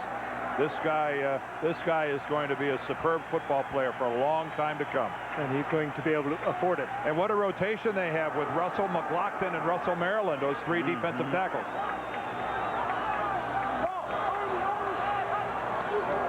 From the 10. Hello. I'm Derek Thomas, and you're down. Welcome. You've got mail. You've got mail. You've got nailed. Derek Thomas. George started hot, but he's been cooled off. 0 for his last 5 after he was 4 for 4, and Jeff throws, and it's caught up at the 19 by Tim Brown. Very close to a 1st down. Oh, that's what you love about Jeff George's arm. He was about to be sacked. Raider quarterback. Look at this. He just flipped this off balance. About to get hit. But Flores says he agrees with me. He's never seen an arm like this. He says, technically, right now, Troy Aikman is the best he has ever seen in this game. And it was interesting to talk to Flores. Flores, a former head coach and a quarterback himself, but he really agrees that there is no arm around like Jeff George. Oh, and the one word you always hear when you talk about Troy Aikman is accuracy, his pinpoint accuracy. And the mechanics is so good. He steps into it. He's a classic thrower. Jeff George, there's really nothing classic about his delivery, and in many ways it's kind of, his footwork is somewhat awkward. But the skill of that arm and the ability to deliver the football is at times staggering.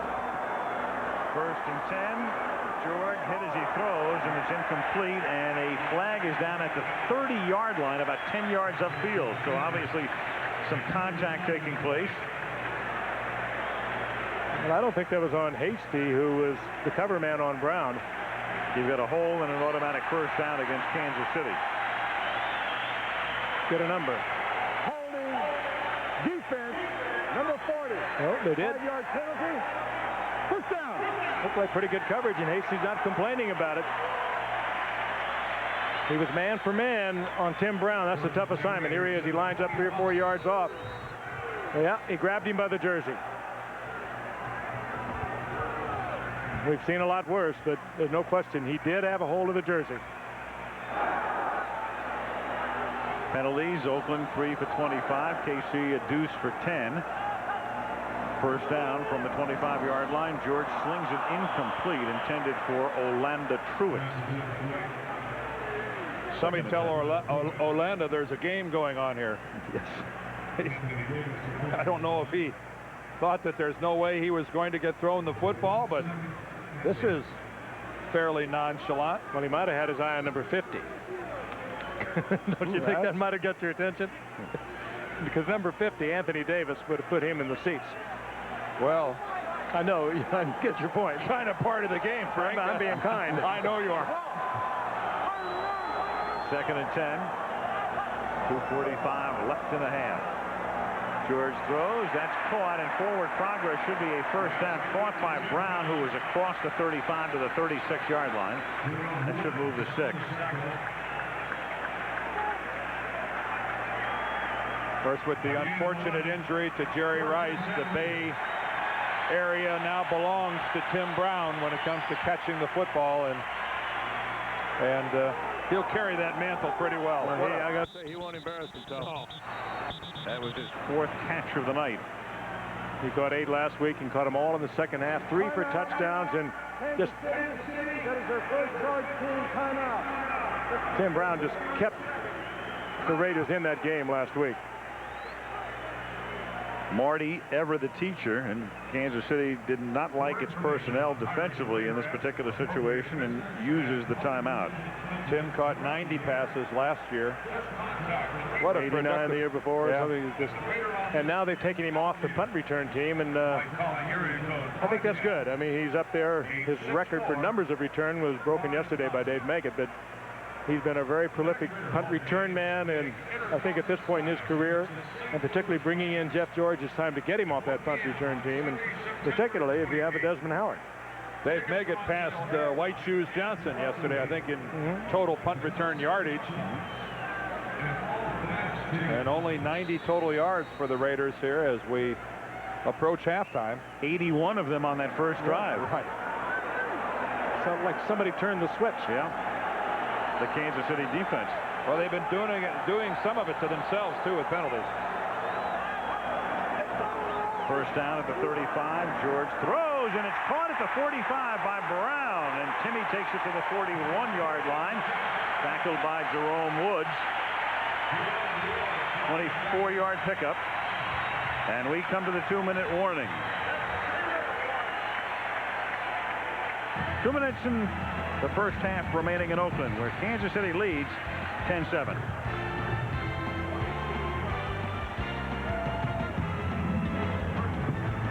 A good first half at the Oakland-Alameda County Coliseum. Each team coming in off an opening day loss. But like a typical Kansas City-Oakland battle, tight. 10-7 is the score. Chiefs leading by 3. Marcus Allen looking on as his defense tries to stiffen. First down, Oakland at the 42-yard line of the Chiefs. And George has found Timmy Brown here in the closing minutes of the first half, and I'd stay with him. Pressure, avoids it. Intended for Jet, but covered by McMillan. Good little move in the pocket on the part of Jeff George. You're not going to see him run the ball very well, and he doesn't want to run the football, but he slides around in the pocket pretty well. He's had to over his past few years, particularly with Atlanta, and before that Indianapolis. He learned to get rid of the football quickly in the run and shoot offense of June Jones down in Atlanta. A good offense by a good coach. It's hard to imagine these two had problems, because it's hard to imagine anyone have a problem with June Jones. Classy guy, good football coach. I'm sure he'll be back in this game. Second down and 10 at the 41-yard line. And that is caught by Tim Brown. In fact, when you talk to Jeff George a little bit about that, Frank, you get the feeling that that ruling may have come down, the suspension from up top, i.e. Rankin Smith in Atlanta, as opposed to June Jones. Of course, that's Jeff's version. There could be a little revisionist history there, but he looks at it a different way. Third down and 2. As Kaufman takes it inside the 30, inside the 20, and Napoleon is out of bounds at the 16-yard line. Ray Perkins happy about that call. Gunther Cunningham not very happy. Well, that was really a well-blocked play up front by the Raiders' offensive line.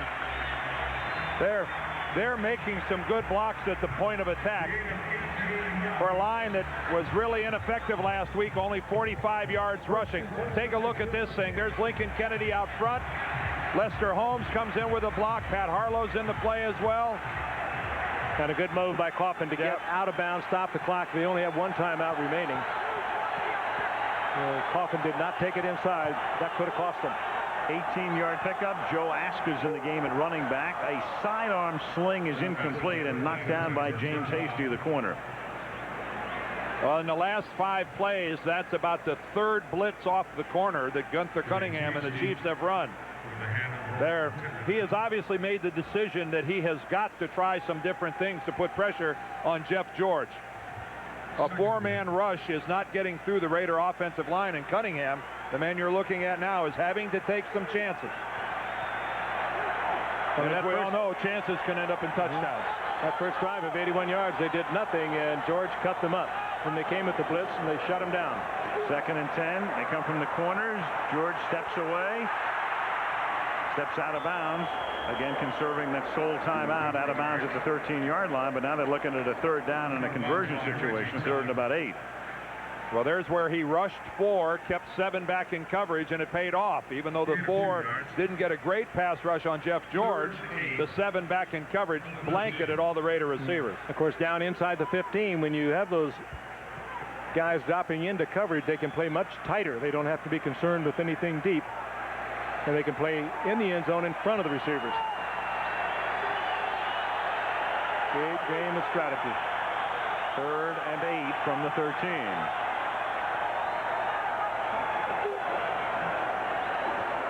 George to the corner, incomplete, looking for a flag, nothing. Dale Carter covering, Orlando Truitt, the intended receiver. Truitt looking for a flag. So Dale Carter whipped around in a hurry too. Didn't he look like a guy that was looking for one as well? Well, they had a little bump. He had a hand in there. A hand early. And Truitt is right to complain. Carter was right to look around for a flag because there could have been one thrown. Cole Ford to attempt a 32-yard field goal. And he boots it through to tie it up. 32-yarder by Cole Ford comes with 1:03 remaining in the opening half. And Oakland and Kansas City tied at 10-10. There's a good look at Steve Wisniewski, the 6-time Pro Bowler at left guard. This guy is as good a guard as there is in the National Football League. He gets a lot of people excited, wins all the polls for the dirtiest player in the league and whatnot. Pays a few fines along the road. Yep. Yeah, he had a big year last year. But the guy can flat out play. I don't think there's a football team in the NFL that wouldn't love to have him playing offensive line for you. Well, for a Chiefs-Raiders game, this is almost a gentlemanly contest. Wiz from Penn State. Conrad Dobler would be so proud. backup quarterback for the Raiders, David Klingler.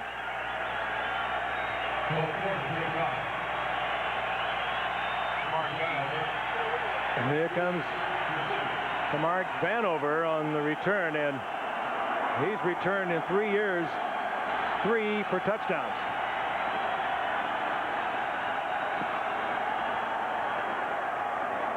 Vanover backs up, and he'll come out from 4 yards deep. Flag is thrown, a couple, one from each direction, up at the 29-yard line. That's a smart play by Vanover to come out of the end zone. He really has nothing to lose. Why just take the touchback and start at the 20-yard line? Maybe you get the big return. The Raiders have used so many of their timeouts that even if the Chiefs don't get a first down, I still don't think the Raiders... On the return team, number 23. 10-yard penalty. First down. How many timeouts do the Raiders have left? One. Just one. Well, the Chiefs and the Raiders go back to the 1969 AFL Championship game on this field. The significance of this game is you watch Emmett Thomas intercept a pass, the current defensive coordinator of the Philadelphia Eagles. This was the final game in the history of the American Football League, and Kansas City won it, went on to win the Super Bowl, and the leagues merged the following year. Final game ever for the AFL. As the pass is caught by Andre Rison, and Rison is taken down by the baseball infield at the 50-yard line. He's tough. He's a clutch receiver. He'll go up and battle for the football. He doesn't have a lot of speed, as you saw right there, but he will come down with the ball. 41-yard gain. A little move to the inside. I think that the infield, more than anything else, was what stopped him here. Oh, he was going to get caught from behind. It almost looked like Andre went down on purpose. It almost looked like he just gave it up and went down. Well, he put a move on Larry Brown, who's really struggling here since he came from Dallas as a Raider. Let's watch this. Andre just went down. He didn't trip or anything else. He saw that he was going to be tackled, and looks to me like he looks right there. Lived to fight another day. He protected the football and gave it up and went down. I think that was his concern. Yep. He had Raiders coming from either side, said, I'm going to cover up this football. You mentioned Larry Brown, Frank. You're right. Every team in the league is going to go at this guy every chance they get. And they got him all alone in the corner, too. 1st and 10 from the 47. Here comes Marcus, taken down by Eric Turner, one of the new Raiders at the 41. Turner, the longtime Cleveland Brown / Baltimore Raven. No huddle here. KC with 2 timeouts remaining. 2nd and 4 from the 41. Grbac throws, and that's caught at the 31-yard line by Brett Perriman, and that is a first down. And Kansas City takes a timeout. That is actually that's their final charge timeout. The board had them with 2. But it was really 1, and Stoyanovich loosens up for what may be a long field goal attempt, and McLaughlin is shaken. Stoyanovich, of course, has a long leg. His best is 59 yards. We saw him kick one in a playoff game a few years ago. Well, the Chiefs have, yards. with this amount of time, 23 seconds, they have plenty of time to run a play or throw a pass, complete it, and get to the line of scrimmage and spike the ball and stop the clock. So Stoyanovich is hoping they get off the infield. Right. I think they need to gain some yardage, otherwise he's going to kick from the infield. They have enough time to run just about any play in their bank. Well, I can't see it. They would not send Rison against Larry Brown. Larry Brown is struggling. 3 wide receivers up there at the top. And Grbac comes the other way and hits the open man. It's Rison at the 12-yard line. And he beat Larry Brown. Andre Rison. There's no secrets in this game. And until Larry Brown starts making some big plays for the Raiders, he's a marked man. Well, he's healthy. He had a damaged foot a year ago, and there's no question it was a bad foot. But he has just not come back from it. And, of course, when he was at Dallas, they didn't play that much man for man. The Raiders play a lot of it. And he comes out of the lineup right now. At the 12-yard line, first down. Grbac on a roll, and the pass is caught by Rison, but this time just a short little pass. A flag. A flag is down, and he's out of bounds. Boy, this could be something against the Raiders, I think. Chiefs are pointing to the Raiders.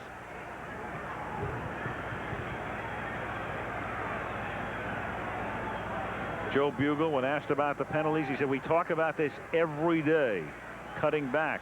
They had a relatively penalty-free first period, but not so the second. Hands to the face, number 51 on the defense. 5-yard penalty. First down. Lance Johnstone. Not a good place to do it. Nope. Well, I tell you, this is a different Chiefs team than it was a year ago. Chris Pym was their leading receiver a year ago, and now they got Andre Rison. Brett Perriman is ready to come back. They are going to be a much different football team. Well, you're at the 7-yard line now. You have to make sure you don't run a running play where you're stopped in bounds. This will be a fade into the end zone or something of that sort, I would think. Or complete a pass outside the end zone and have the receiver go down in bounds.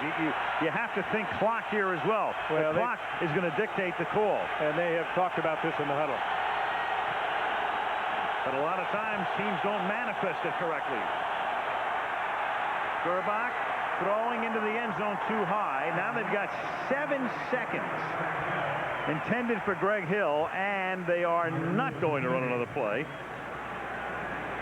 Even though we saw there were a couple of games yesterday where this same sequence sort of came into play, and I'm trying to remember it was the Philadelphia-Green Bay game where they ran a play with 6 seconds to play, that little 3-yard incomplete pass, and then still had time to kick the field goal. And a little something to chew on here prior to this kick.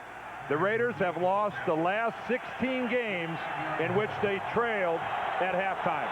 Stoyanovich, a chip shot, 24-yarder, and it's good. And this is going to be a 17th game that they'll trail at halftime and not win if they do not come from behind, because we have 2 ticks remaining in the first half, and Kansas City has reassumed the lead.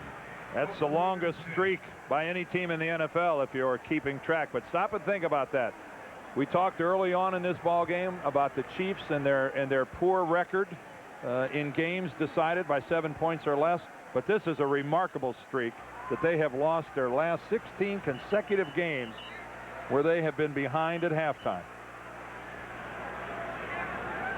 If that's the case, they better hope Desmond Howard gets a big return, and if the Chiefs kick it to Desmond Howard, they need some type of an examination. I would not, under any circumstances, let Desmond Howard touch this football.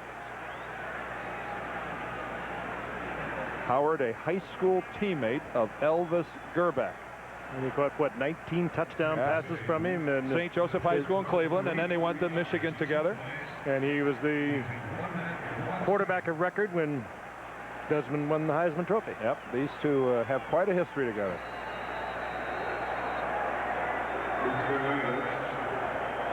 Stoyanovich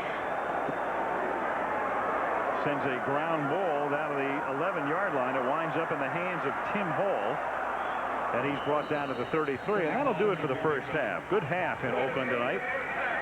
The Kansas City Chiefs at the half, leading the Oakland Raiders by a score of 13-10. And let's go to New York and Chris Berman.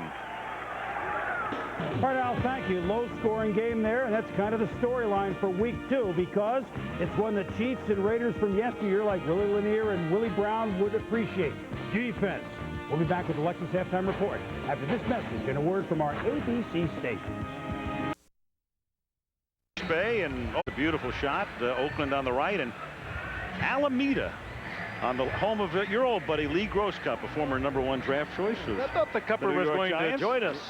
Well, he was somewhere in those twinkling lights. I know, laying back, popping grapes into his mouth. Absolutely. Living the good life. It's only Lee can live.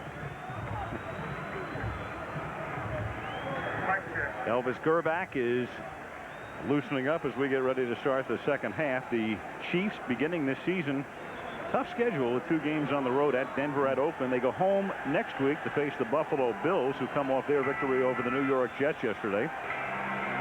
And the Oakland Raiders will take on the Atlanta Falcons next week in Atlanta, and some question about their quarterback, Chris Chandler, who suffered a concussion yesterday. status unknown right now. Elvis Grbac picked a good time to come to Kansas City with the likes of Brett Perriman and Andre Rison, and be a good time to fix my headset.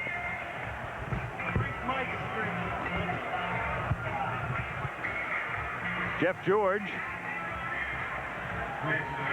getting ready to come out after the kickoff because Oakland will receive. That's Desmond Howard, and they've been trying to kick away from Howard, and most teams will.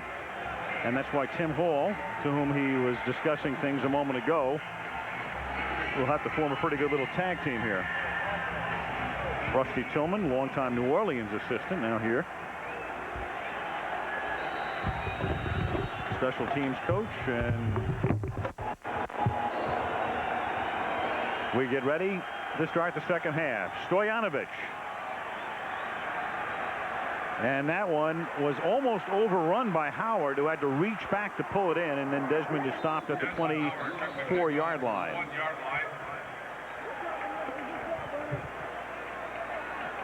And that's where the Oakland Raiders set up shop. Fred Maletnikoff, one of the all-time Oakland greats, the receiver, with some words over the headset. There he is. Fabulous Freddie.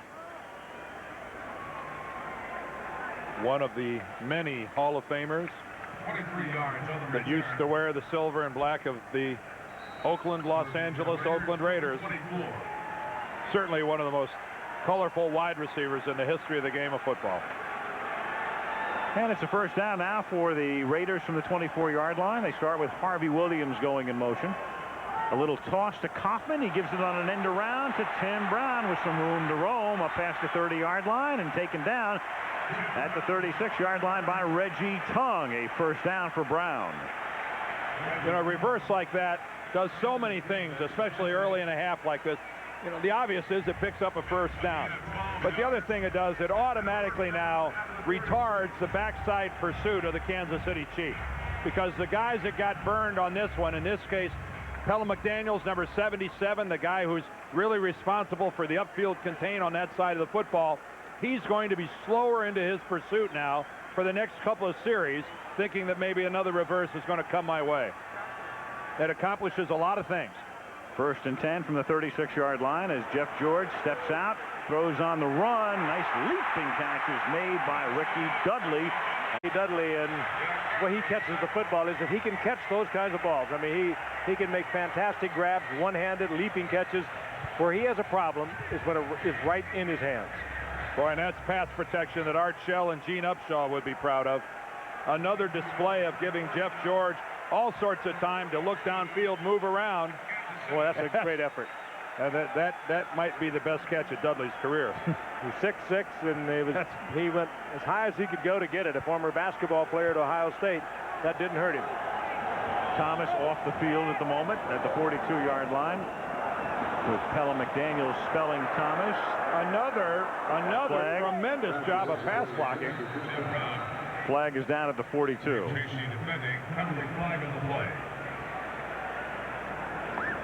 George looking to get the ball to Brown, but good coverage by Hasty. Gary Lane. Offside. Defense. Number 77. Lined up in the neutral zone. 5-yard penalty. Still first down. Well, we talked about Thomas out and McDaniels in, and there he is. And with Thomas out, Marty Schottenheimer's group is not generating much of a pass rush. Their four guys aren't getting to the quarterback with Derek Thomas over on the sideline. Remember, Neil Smith is playing now in Denver, and Gunther Cunningham is trying to figure out a way to pressure Jeff George with a four-man rush. And if you can't do it with the four-man rush, what do you do, Dan? You got to bring guys from the corner or the safety blitz. Got to gamble.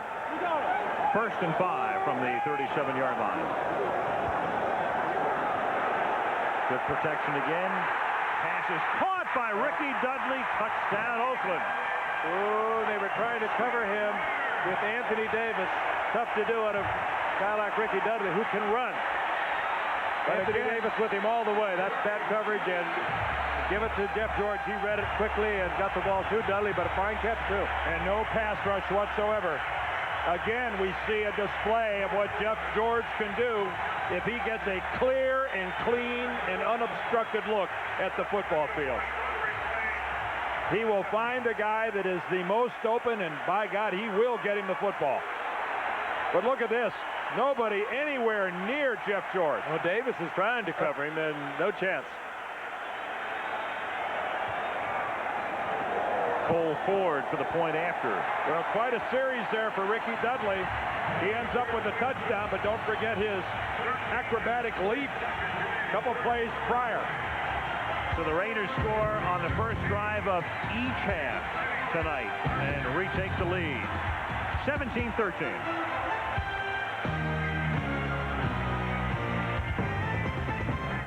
How frustrating it must be for Derek Thomas to have been a spectator on that scoring drive of the Oakland Raiders.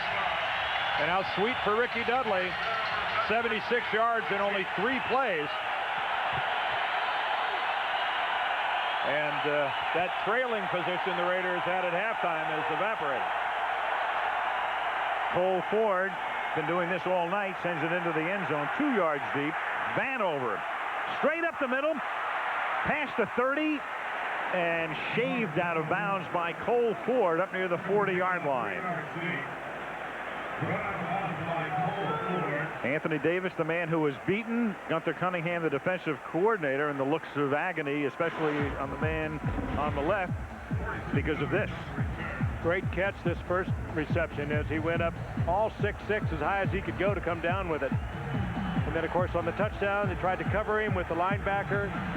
That just doesn't get it done on somebody who can run like this. You can't do it. Edwards trying to stay with him. He couldn't. Greg Hill to the outside. Gets spun down by Albert Lewis up at the 41-yard line. 15 years in the National Football League. Penalty. Albert can still come up and make a tackle, and the Chiefs are going to be penalized 10 yards for the hold. But a man his age, Albert, will still come up and stick his face in things.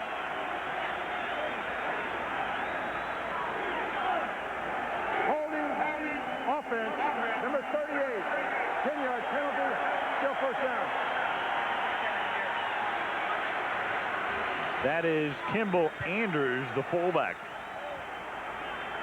Again, Albert reaches out with that left, then gets the right, and drags downhill. Boy, he avoided that face mask, too. A lot of players would have gone for that mask.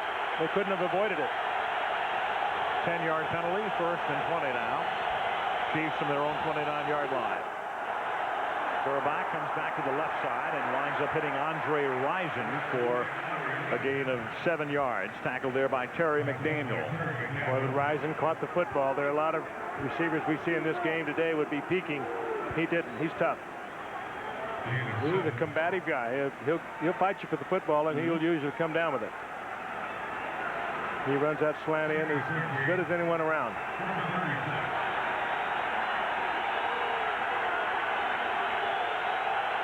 Second and 13. Anders. Big hole for Kimball Anders out to the 49. Very close to a first down. Darrell Russell, their number 1 draft choice, makes the stop. Good call to have on, Dan, when you got a blitz coming. Is there anything that Kimball Anders doesn't do for Marty Schottenheimer and the Chiefs? He is a tremendous blocker, as we've seen tonight when he gets an opportunity to have the football under his arm out in the open field. He makes people miss, and of course he's a very gifted pass receiver.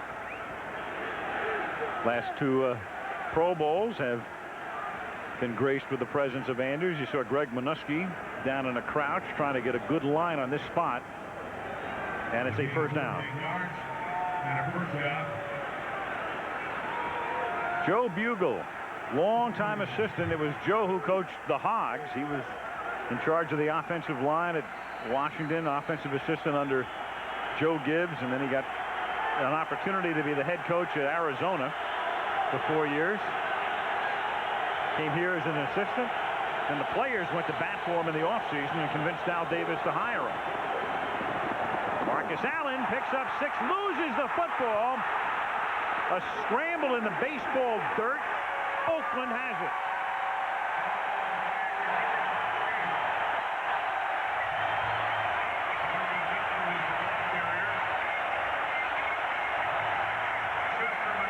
Ball squirting around. McLaughlin comes up with the football. Albert Lewis almost had it, and Marcus coughs it up. Albert Lewis almost lost it. But McLaughlin comes up with it. Lewis tries to handle it.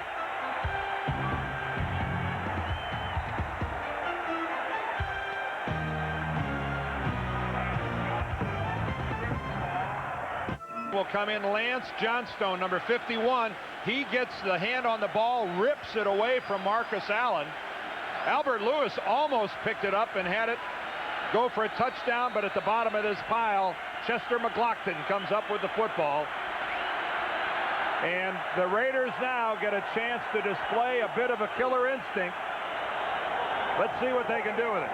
That play was 5 yards from Marcus, and then a literal cloud of dust, to use the old football cliche, and James Jett makes the catch at the 47-yard line for a gain of 6. Something about September 8th for Marcus Allen. The last time Allen fumbled, last September 8th, he fumbled twice at Kansas City against the Raiders. KC still won the game. A 4-man pass rush last time by Schottenheimer's group. No pressure on George. Sooner or later, they're going to have to gamble. Second and a long 3. Hoffman finds the opening. Carter can't tackle him. Hasty can't tackle him. Touchdown. Flag down. Flag down inside the 5-yard line. Coming in very late, too. Well, they moved it now out over the 5. Oh, what speed, though. They put the flag down at the 6-yard line. It's a 47-yarder run into the end zone. Are they going to call a block from behind? One of the Raiders threw a block down around the 5-yard line. I think James Jett was in the vicinity. Illegal block in the back during the run. Number 82 in the offense. 10-yard penalty. First down. It was against Hasty, and I don't know whether Hasty could have caught him. No, it's against James Jett. James Jett. I mean, it was, the foul was against Hasty. Top of your screen is number 40, and it looks like he might be closing, and there is the illegal block by James Jett. Oh, and an unnecessary block, too. Hasty was not going to get to Napoleon Kaufman, but there's no question that Jett committed the foul. The crowd boos when they see it on the replay board, but he hit him in the back and knocked him down. That's, you know, Al Davis, as astute a football man as he is, he knows doggone well that's a penalty. And it makes it 1st and 10 at the 16-yard line. Oakland up by 4 early 3rd quarter. Joe Aska, the sole setback. Pass over the middle, caught at the goal line, in for the touchdown. Ricky Dudley again. Dudley's erasing all of those doubts tonight. Just don't throw the ball into his chest. He's making some fine catches tonight. And if the Chiefs don't start blitzing Jeff George, he might throw another 3 or 4 touchdown passes before this game is over. Another flat-footed, unobstructed throw by Jeff George. But what a touch, too. The Chiefs' defensive line is being obliterated by the Raiders' front 5. Over, you'll see, over one Kansas City Chief, over the linebacker. Donnie Edwards was in front of him, but a perfect touch by George. Cole Ford puts it through. And Joe Bugle has just watched his team, thanks to that man, Ricky Dudley, go up by 11, 24-13.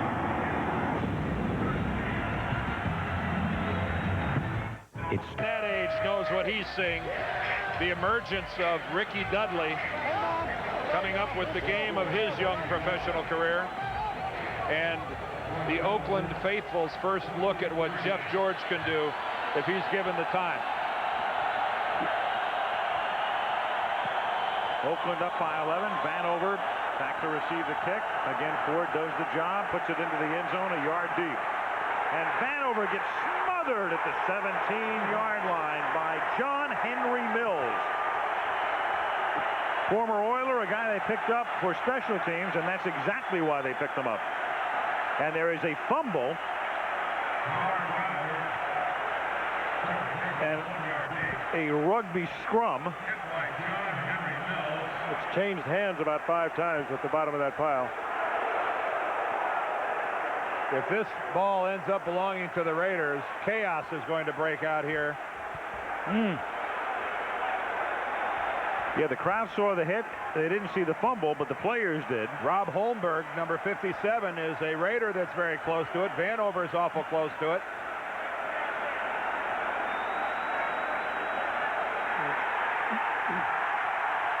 The Raiders are saying they have it. Yeah, but and they do have it.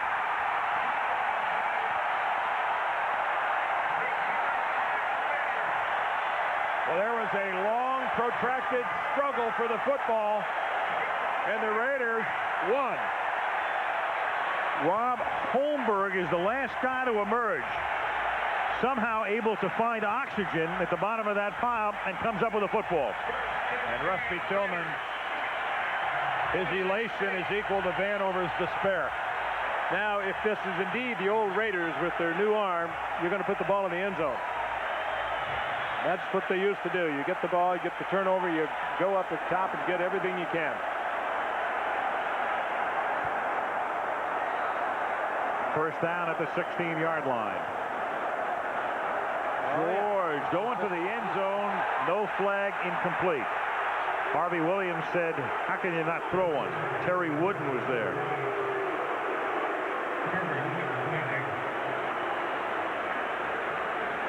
And not playing the role of a wooden Indian either. Ooh, that's a reach. But a nice reach. Well, the ball, I don't know if one of the factors was that the ball was thrown deep enough into the end zone that Harvey wouldn't have had a play on it anyway. Sure looked like it could have brought a flag. I've seen less than that caught. Here's the blitz. Second down. Davis can't get him. Now he does. He forces George to throw the ball into the turf. And George is wincing. Jeff was grimacing as he was getting up. Jeff George might have landed awkwardly on that right hand. Ooh. He's shaking it.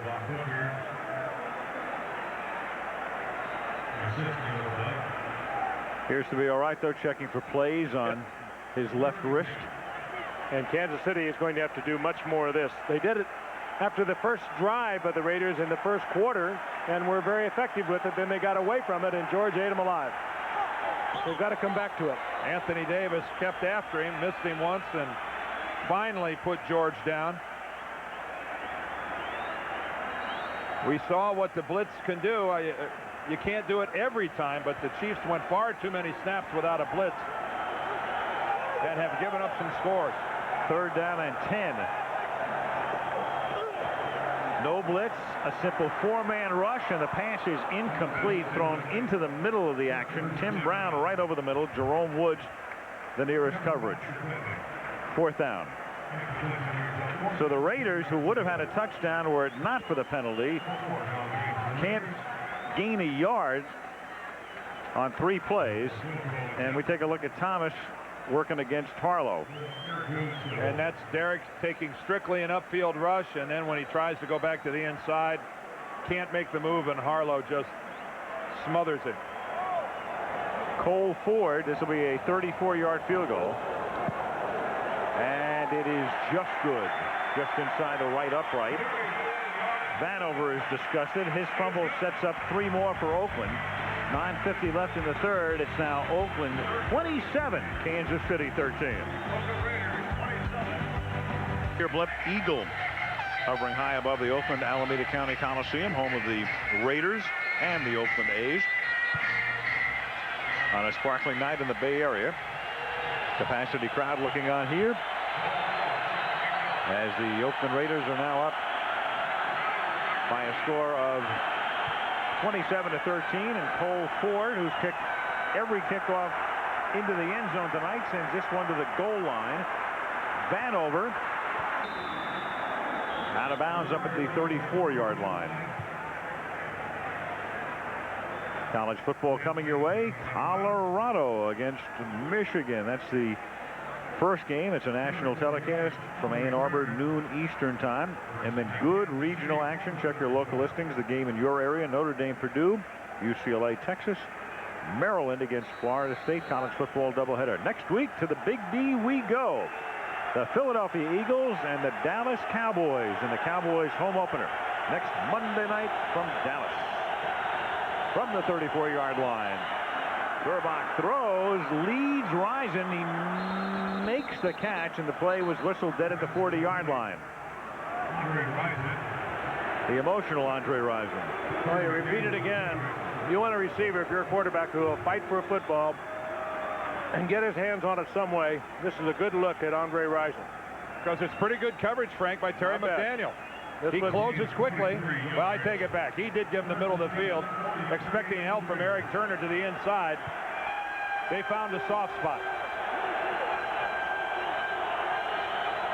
That was a 23-yard gain, 1st and 10 from the 43-yard line. A little dump off to Kimball Anders with a lot of room. Out of bounds at the 27-yard line. Doesn't matter whether it's Montana or Bono or Gannon or Grbac. They've been doing that for a long time, that little dump off to Kimball. And it wasn't until Elvis Grbac took a good look downfield. He took a look at another 2 receivers downfield, maybe even 3, before he decided to dump it off. He's looking downfield, checks it off and dumps it to Kimball Anders. On a 1st down, this is Anders, and no place to go this time. Wrapped up by Chester McLaughlin. Now, this offense is just a Kansas City version of the San Francisco offense. And Grbac, of course, very familiar with that. And it's going to improve considerably when Tony Gonzalez, the tight end, starts working into this lineup. He's like Ricky Dudley was a year ago, perhaps even better, because he was sure-handed. He's going to be a big help. On 2nd and 12. Grbac fires, and it is caught by the sudden star, Andre Rison. Sudden as far as Kansas City's concerned anyway. Atlanta to Cleveland. Remember, he was going to be the godsend there. Art Modell gave him a huge contract. That didn't work out. To Jacksonville, to Green Bay. They cut him, and here he is. He left out Indianapolis. And Indianapolis, that's right. He started there. In fact, he was originally there and was part of the deal that sent him to Atlanta so that Indianapolis could draft Jeff George as the #1 pick in the '90 draft. Brett Perriman is in the lineup also. Perriman, number 85, 1st down from the 14. A little screen is set up to Greg Hill, and Hill takes it to the 7-yard line. Tackled by James Trapp. Gain of 7. Well, Trapp saved a touchdown, too. Good screen. Trapp able to pop through it and make the tackle. Fred Whittingham, the defensive, he's one of the few defensive coordinators in the league who actually calls the defense from the sideline.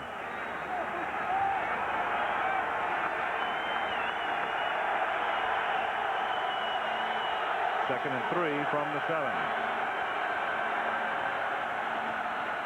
Hill. It's pushed back. Nice play by James Trapp. Well, that's one of the things you expect from a strong safety. When you get there, bring something with you and make the good tackle. Looked for a moment like Hill might have had the corner, but Trapp closes it off quickly. Well, Trapp turned into a fine safety, too. He was a cornerback that struggled there, and it's turned into a real hitting, strong safety. Yeah, he fought off the block of Brett Perriman. Perriman's playing hurt with a pulled hamstring, and it looks it. 3rd and a long 2, and Hill doesn't get that 2. Rob Fredrickson knocks him down at the 5-yard line. So here's a team down by 14 points and forced to settle for a field goal, which would still leave them down by 11. Well, you've had to run stuff twice in a row, and I think it's a good decision. You need the points on the board. You could take your entire heart away if you got down here and came away with nothing. Fred Whittingham never likes to give up points, but when you're that close to your own goal line, a field goal's not bad. 23-yard field goal attempt. It's a lot better for the Chiefs than it would have been 2 years ago without a 2-point conversion. Then it really would have been a frustrating end of the drive, but at least now, down by 11, well, 2 scores could do it. Could. 27-16. fact, brought to you by Prudential. In every season in this decade, at least one NFL team has reached the playoffs after beginning the year with a record of 0-2. At least one. And after the kick, we'll get a chance to just take a look at that list. One of these teams is going to be 0-2 at the end of the game tonight. Right now, it's Oakland leading by 11, and the kickoff from Stoyanovich is taken at the 8-yard line by Desmond Howard. And Howard is up to the 32-yard line. Here are the teams.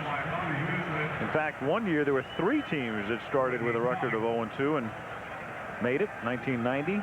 And on that list, if you go to the 1993 Cowboys, that was the team when Emmitt Smith held out at the beginning of that year, you'll recall. They went 0-2.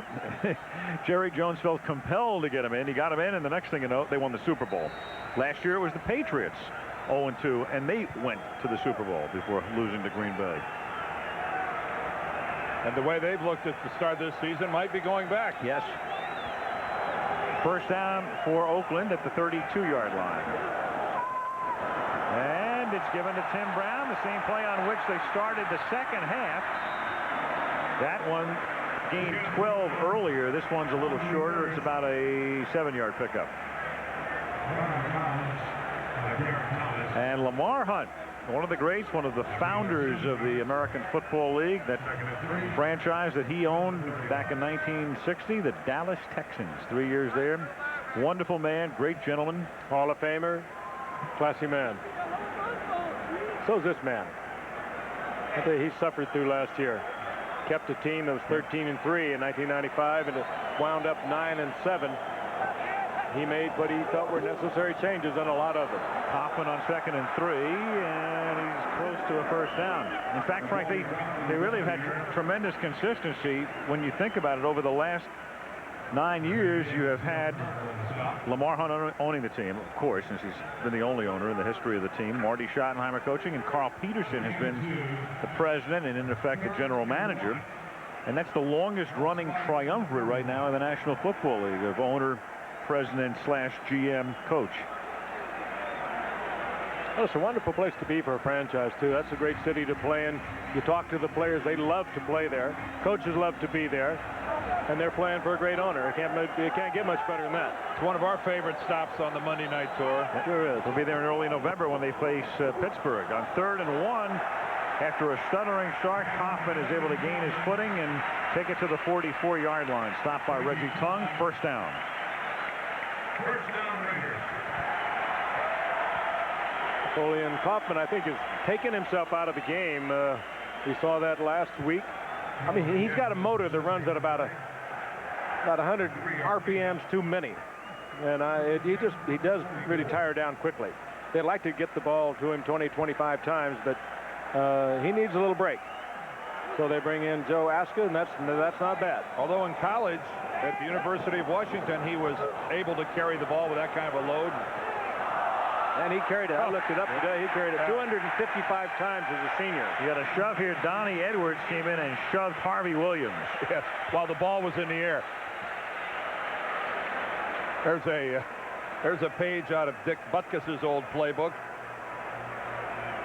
Harvey Williams is coming across the field, looking back for the ball. The ball's in the air, and that's about as obvious as it gets. There's no foul on the play. The play was behind the line of scrimmage. There can be no interference. Second down. Behind the line of scrimmage. Harvey Williams ran a pattern that came all the way back behind the line of scrimmage.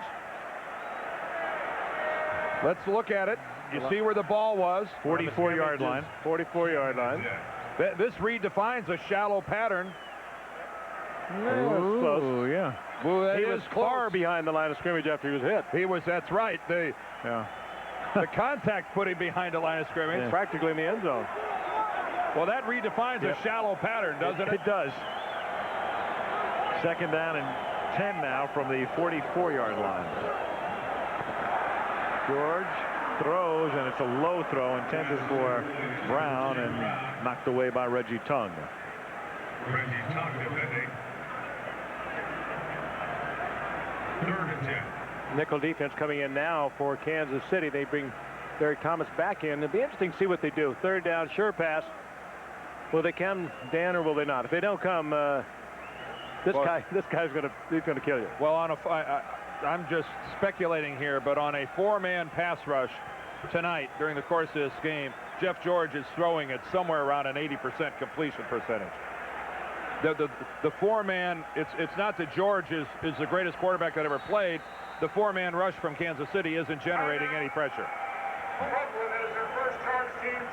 Raiders take a timeout preparatory to a 3rd down and 10 call. Well, that's an interesting timeout too, Al. Jeff George he called the timeout.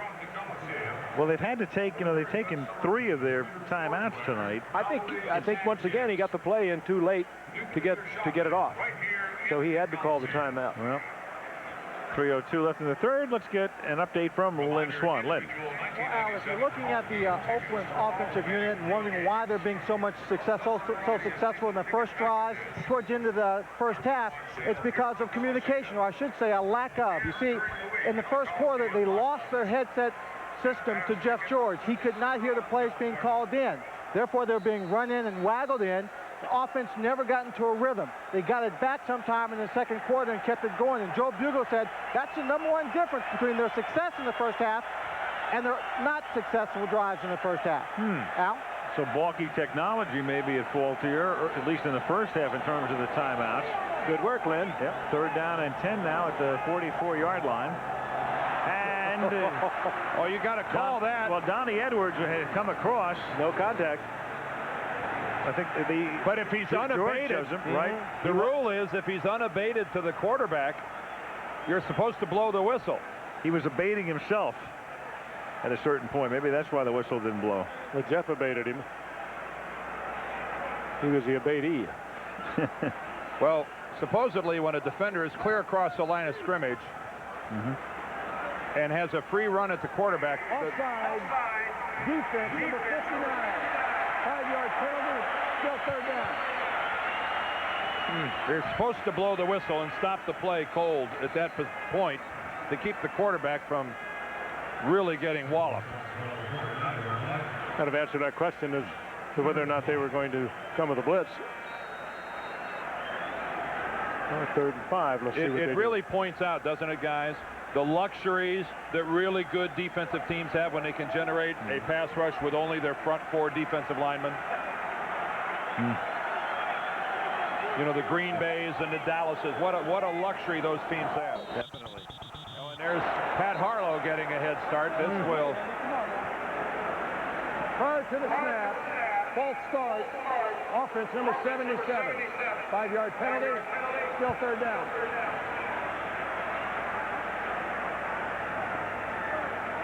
This was the previous play. Jeff George kind of. Oh, and look at Donnie Edwards fall backwards. You think Jeff George is not a competitor? Yeah, you think he's a little feisty? How about Kevin Green yesterday headbutting Druckenmiller without a helmet before the game? Did that surprise you? Unbelievable. Unbelievable. Did that surprise you? No. And yes, it was unbelievable. Incredible. 3rd down and 10 from the 44-yard line. George going deep, and the ball comes loose, incomplete, as James Jett with great speed, and Mark McMillan back there with him, and then a little scrum breaks out. Did McMillan get a hand on that? I don't know whether Jett just dropped it. McMillan is only 5'7", but he glues himself to a receiver. It was such a bad throw, too. Let's take a look. He was right there, and McMillan. Look at that throw. Oh, yeah, McMillan got enough of a. He had a hand in there. It certainly distracted him. It looked like it might have glanced off McMillan's shoulder pad. It did. That's great defensive play by the little man, Mark McMillan. Just got enough of it. No, actually, it missed his shoulder pads. It hit his left arm. And he took it out of there. Yep. But what a marvelous throw, though, by Jeff George. Whoa. McMillan grazed it, and that was all it took. Now the kick by Araguz. Fair caught by Vanover at the 13-yard line.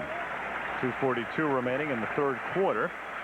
And Kansas City will begin deep in its own territory. Mark McMillan, he's been a very functional cornerback. New Orleans, Philadelphia, now over here. 5'7", 148 pounds, Al. That's playing with the big people. And he's never missed a game at that size. I mean, tonight's his 81st consecutive game at 150 pounds. That's remarkable. Don't forget, check out all the NFL stats and stories and all of the rest at NFL.com on your computer. Where else would you do it? Well, good question. On your electric mixer? On your harmonica at the 14-yard line. A flag is thrown. Oh, yeah. Albert was way in there too early. Ted Popson got popped by Lewis. Lewis just did not time that out. And he's so good at it. And he knows it. Pass interference. Defense, number 29. Oh, come on, Joe. Sure it was. I don't know what type of a year 1983 was for Cabernets and Chardonnays, but it sure was a heck of a year for cornerbacks. When you think that 3 of them are still playing in the National Football League, Albert Lewis, Lionel Washington, and Darrell Green, 15 years later. Grbac throws too high, intended for Popson. Oh, and he was wide open. Grbac overthrowing, and he knows it. Popson wide open. He did his job. Grbac didn't do his. Dan, we may have to research the rest of that point you made. What kind of a year it was for Chardonnays and Cabernets. Well, that's the type of professional team that we are. I would expect no less. That's right. Be able to answer that question. Depending upon your selection, you'd expect a case the next day. Report back next week. .com. Right. 2nd and 10. And Johnstone breaking the play up at the line of scrimmage. Kimball Anders for next to no gain. It'll be 3rd down and long. And the Chiefs right now are entering that stage with 2 minutes left here in the 3rd quarter. They need to make a move. They need to get out of this end of the field. This would be a timely 1st down if they could muster one. 3rd and 10 from the 22. Last 2 minutes of the 3rd quarter. Grbac buys time, but he's going to have to run out of bounds well short of the 1st down. And Kansas City is forced to kick, down by 11 with 1:45 to go in the 3rd. Well, that's just fine play by the Raiders secondary. They didn't release their men to come up and pressure Grbac, who can't run the ball that well. They knew he was not going to pick up 10 yards on it.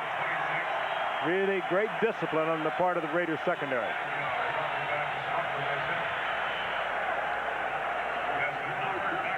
How many games have they lost when they trailed at the half, Dan? 16 in a row, I believe. Yep. Aguiar's kick.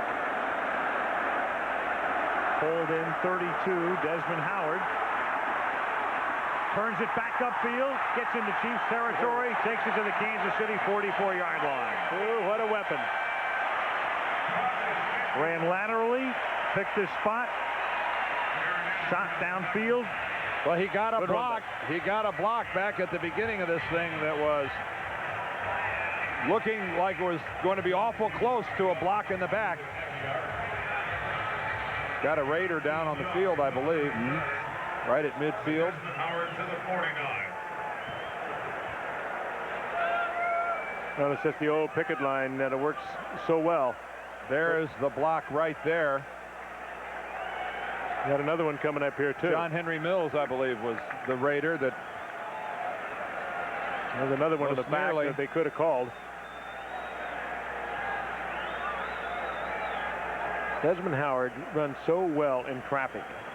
Wonderful instincts. You never get him oozing and pecking. He just is slanting and accelerating with every cut. And look at the speed with which he takes it upfield. That's Albert Lewis. 15 years and playing on special teams. Yeah, I'm just thinking the same thing, Frank. Yeah, what the heck is he doing? Albert's got to be thinking, what in the world is this? I'm 37 years old, for crying out loud. The Chiefs 45. Second oldest cornerback in the league. only older cornerback is Darryl Green of the Redskins, who will never quit, I'm convinced, ever. First down from the 45.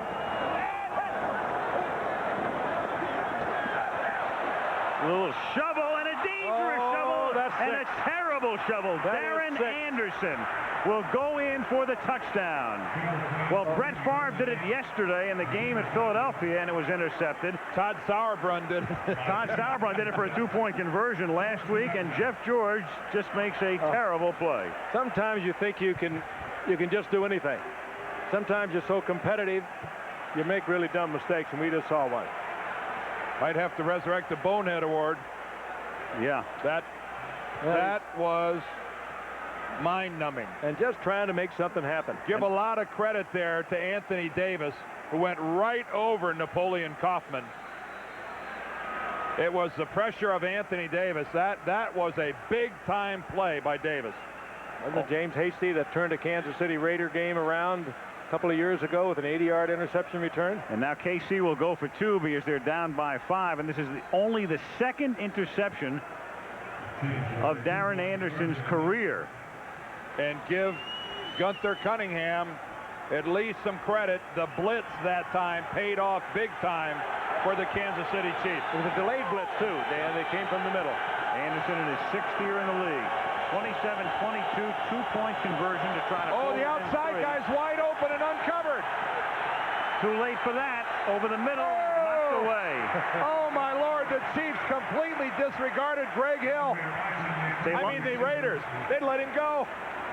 And as it turned out, the Chiefs wound up disregarding him too because he was wide open. We had a helmet come off. Yeah. There's a helmet off the head of Eric Turner. And he put it back on as quickly as he could. Maybe we ought to consider intent. After the incompletion, unsportsmanlike conduct, number 42 on the defense, removing his helmet. 15-yard penalty on the kickoff. So they won't like that here. Well, it means that the conversion is unsuccessful. That stands. The Raiders are confused because of Greg Hill being left alone on the outside. Rob Fredrickson doesn't know what to do, so they just let him alone. Elvis Grbac does not see Greg Hill. Look at Greg. And that is the picture of frustration. Oh. Well, you can understand why you would feel that way. You know, it's funny. Kansas City had everything going. You line up in a formation you rarely use in a 2-point situation where Oakland is a little distressed over what's just taken place. You get exactly what you want, and your quarterback doesn't look at you. That's Paul Hackett's intent, where it was by flanking out Hill. He puts a running back and a wide receiver. Obviously, the Raiders one of them treated him as a running back, one of them treated him as a wide receiver, and they left him alone. Wow. That's 2 points that was there for the taking, and the Chiefs weren't up to it. Marty's going, I know you were open. I know. But I didn't have the ball. Because I've worked so hard in the offseason on my catching. My reception game. Would have been a 3-point ball game. Now it's 5. Well, we have had a little bit of everything to this point. Pretty wild one. As OMC would say, how bizarre. 27-22 as Desmond Howard is back to receive the kick, and this one should go into the end zone, but just barely despite the 15-yard penalty, and Desmond Howard brings it back to the 15-yard line. Returns it to the 15. 56 seconds remaining in the 3rd quarter. A rather lengthy 3rd quarter. Yes.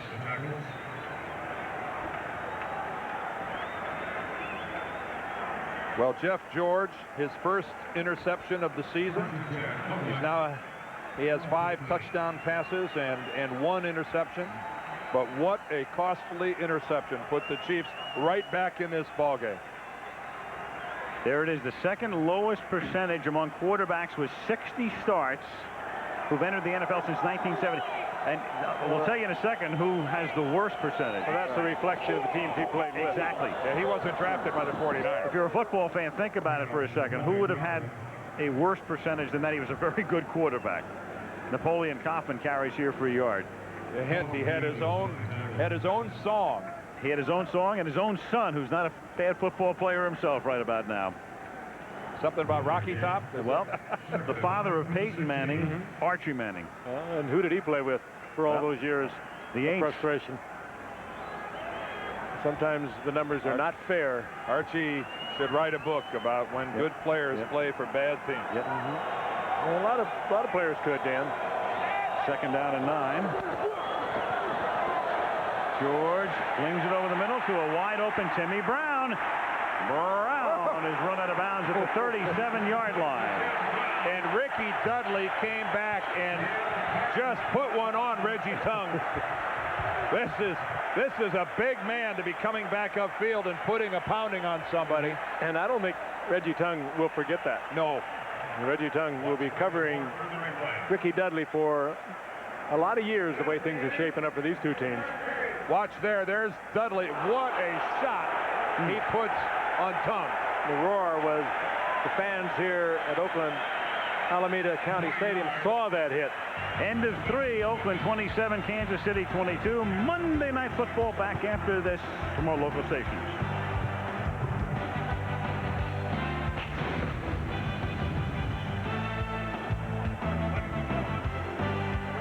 In Oakland, first down for the Raiders from their 35-yard line. They lead by 5, and Tim Brown begins the period making a catch and forced out of bounds by Terry Wooden after a gain of about 6.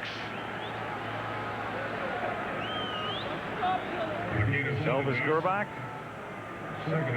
his team down by 5 and blowing the opportunity to find the wide open Hill on that 2-point conversion play.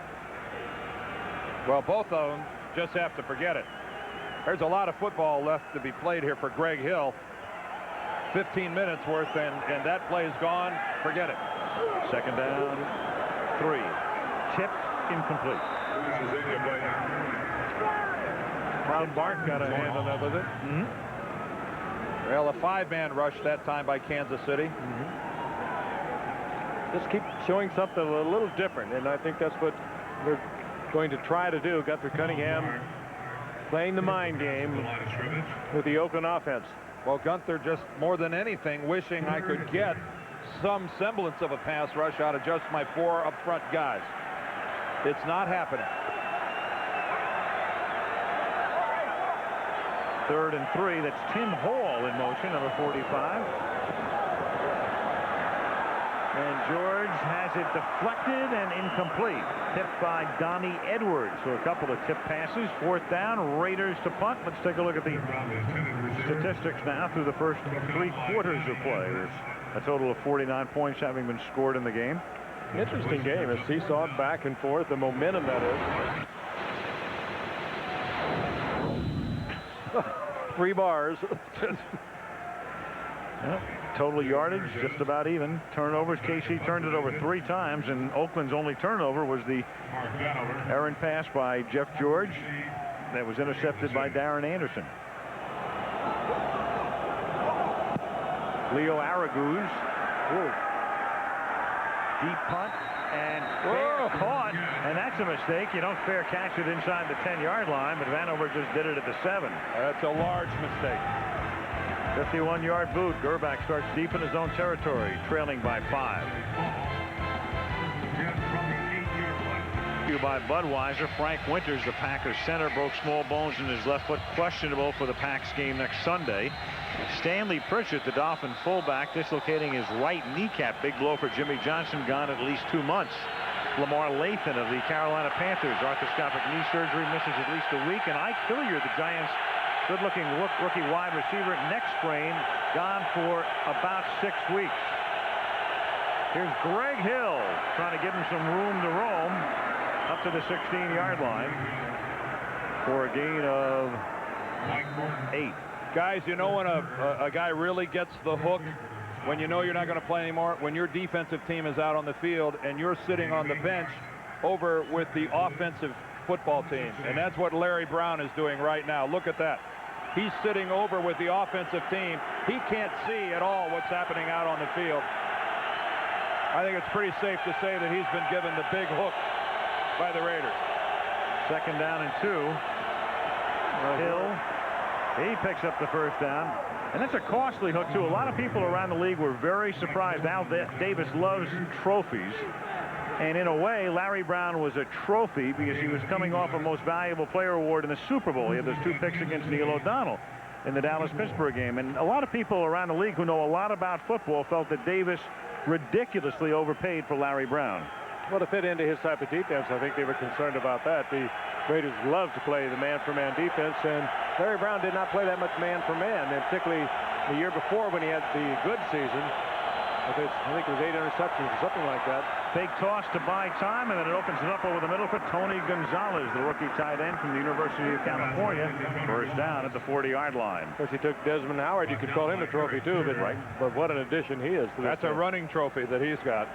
Well, all the other defensive players are over there gathered around Fred Whittingham, the defensive coordinator, who works the game from the sideline, ready to go in with whatever defensive package he might call.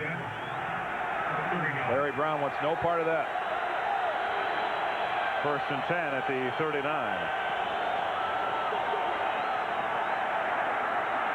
Grbac throws, and Andre Rison makes the catch. Big night for Andre. 7 catches for him. And kind of, you're wondering how Elvis Grbac can do with the deep out. You saw it right there. A lot of arm. Good move by Rison. And even separation from the cornerback. And you know, Frank, even though they only scored 3 points against Denver last week, Grbac really played a pretty good football game. And people in Kansas City were pleased with the way he performed. And from what we've seen tonight, looks like a pretty good move by Kansas City to sign this guy. First and 10, 44-yard line, going deep for Perriman. He reaches for it and can't make the catch. And I think if Brett Perriman isn't injured with that sore hamstring, he might be able to find that extra half yard, make that catch. Boy, you even wonder about sending him on the fly pattern. They've been waiting for him to get healthy now for some time. Lewis wants, well, he needs just some adjustment of his shoulder pad. Albert Lewis on the man-for-man coverage with Perriman. Perriman had a couple of steps on Lewis. Had that ball been thrown to the inside, that's 6 points. Second and 10, Kimball Anders on an unusual call. One of those calls where you're trying to fake the defense. Well, they weren't faked.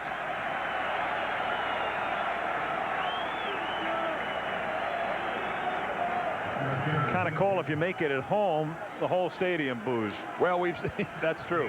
But to the Chiefs and Paul Hackett's credit, we've seen Anders break that play several times tonight for a couple big chunks of yardage.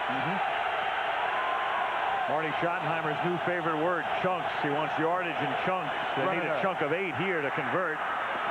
And they don't get it. Incomplete, intended for Danon Hughes, covered by Lewis. And good coverage by Lewis. Grbac would have had to throw that perfectly for the completion, again, because of the coverage of Albert Lewis.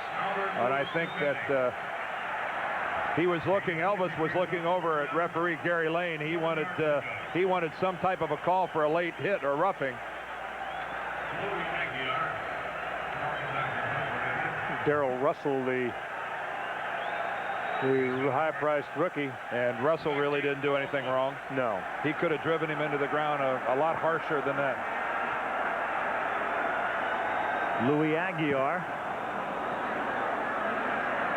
A floater, fair catch called for, but not made, and down by the Chiefs at the 6-yard line. Pinning the Raiders there with 10:58 left in regulation. It's Oakland 27, Kansas City 22. Cowboys and the Eagles having added on Monday Night Football from Big D next Monday. Here's Kaufman picking up 2 up to the 8-yard line. You know, the point, guys, even though that last drive of the Kansas City Chiefs didn't generate any points, it was one of their best drives of the night. Starting from their own 8-yard line, they take it all the way down the field, and when they turn it over, the Raiders start at their own 6. That's a very effective change of field position. It'll be a better drive if they play defense now here. Right. They need to get this ball back in midfield. And they have them deep right now. 2nd down and long. It's 2nd down and 9 from the 7-yard line.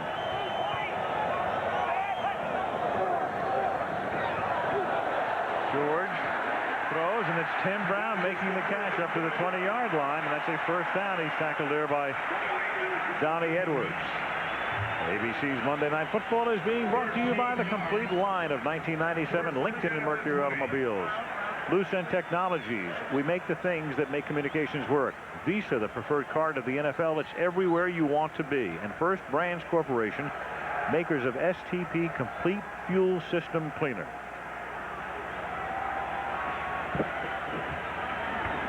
First down, 9:40 remaining in the fourth quarter. Oakland leading by 5, and Jeff George fakes to give, throws, Brown again to the 32-yard line. Amazing. Everybody in the ballpark knows that 81 is the primary receiver, and last week 3 touchdown catches. As you look at Perkins, and tonight that's 10 catches for Tim Brown. Well, James Hasty put in the really difficult position of being locked up man-on-man with Tim Brown all the way across the field. He's in a trail position to start with, and there's no way he's going to catch up. The ball's right there. Hasty has absolutely no chance to make a play on that football. And how many times have we seen that pattern, too? Tim Brown with 10 receptions. The Raider record is 12. Tim Brown and their great tight end Dave Casper share that at 12. So Tim Brown with a lot of time left. I would have thought Todd Christensen, I would have thought Todd Christensen would have been in there too. He had a couple of great years. Yeah, Christensen had a year or two where he had over 90 receptions, I remember.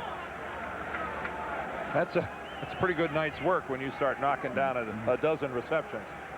Well, a week ago, Tim Brown caught 8 against the Oilers and didn't have a reception in the first half. Almost single-handedly pulled that game out with Jeff George. 16 seconds left to go. He scored the touchdown that tied it up and took it into overtime, but only to lose. 2nd and 5 from the 37. Kaufman. And already, in effect, Oakland has pretty much negated the drive that Dan talked about, a good-looking drive, but by getting it out to this point, even if they don't convert here, a punt's still going to probably send Kansas City deep into its own territory. So 22-man game. The offense put on a good drive, got the defense in great field position, and the defense thus far hasn't been able to do anything with it. Big play for him right here. And that 2-point conversion could really come back to bite them because they're down by 5 and not down by 3. 3rd down and 4. It's getting bigger with every tick of the clock. From the 38-yard line, 5-man rush, swing it out, pick up the first down as Napoleon Kaufman takes it to the 46-yard line to move the chains. Was Kaufman all right? Everybody was slipping, but even he looked like he went down without being really challenged all that much. He's looking like a fatigued football player. And he's taking himself out again. He did it a couple times last week. They finally had to take him. They finally had to take him out last week because of dehydration. I think that's symbolic of the Raiders' radio communication system being down again. Yep, you saw the sign. He said guarding Tess, I think, was the message. I think Tess is. Well, that was last week on NBC. Sorry. First down at the 46-yard line. Here's Aska. Stopped behind the line of scrimmage. A loss of 2. Tackled by John Browning. This modern technological age, and this is what we're reduced to. We've got wristbands and chalk. And magic marker. There it is, number 14. Wouldn't it be nice if the quarterback could call his own plays if you got into this kind of a problem? Remember when they used to do that? In the old days, like 1994. 2nd and 12. George. And it's incomplete. Ricky Dudley in the neighborhood, but he was kind of spun around the other way. I think he turned the wrong way. Either that or Jeff George anticipated the wrong turn. Maybe it was 15 instead of 14 they were looking for. This is bizarre, isn't it?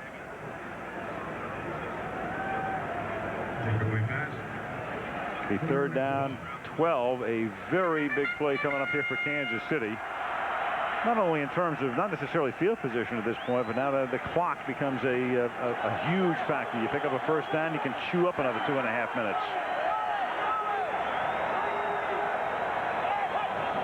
3rd and 12. They rush 4. George throws, picked off, another interception. This time it's Dale Carter, and the Chiefs have it in Raider territory at about the 40-yard line, intended for Ricky Dudley. Yeah, but Jeff George again throwing completely off balance, tried to flip it out. Carter is too quick for that. He had pretty good position on Dudley, and Jeff George throwing totally off balance, did not have what he wanted on that ball. Not a good play. No, but it's also the throw of a quarterback who's got tons of confidence and thinks he can get the football in anywhere. Well, that time, Dale Carter was too good.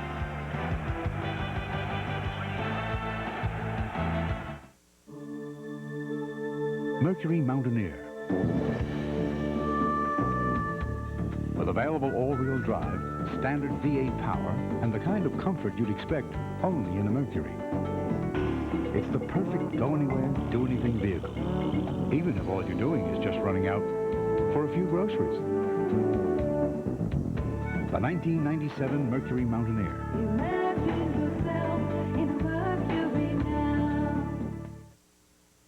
At Cigna, we care about people who have babies. We care about companies that make steel and about companies that make bread. We care about life and about all that makes life great or possible or just better. At Cigna, we care because it is our business to care. But we also care because, well, we have babies too. Cigna, a business of caring. Dallas taking all the glory. Could Monday night be the Philadelphia story? Let's do this. Bring on the game now. A lot of fun. Looking forward to it next week in Dallas. The Cowboys and the Eagles. Always fun. Meanwhile, the Raiders have got themselves back in trouble. Jeff George trying to do the impossible and throwing off balance against a Pro Bowl defender, Dale Carter, who reacted quickly on the ball intended for Ricky Dudley and gives Kansas City possession. He had 3 interceptions last season. Gets 97 off to a start here in the second week.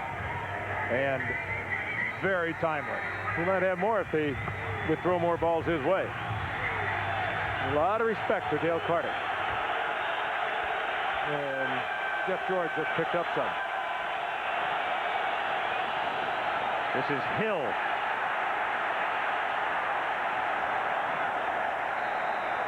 What a job just to get back anywhere close to the line of scrimmage. Boy, now you look down there, Dan, these big guys today are so fast. Big Hill, with all his quickness, he could not get away from the 280-pounders. They are so swift. This is a north and south game today. That time he couldn't get away from a 320-pounder, Darrell Russell. That's why he was the #2 player taken in the draft.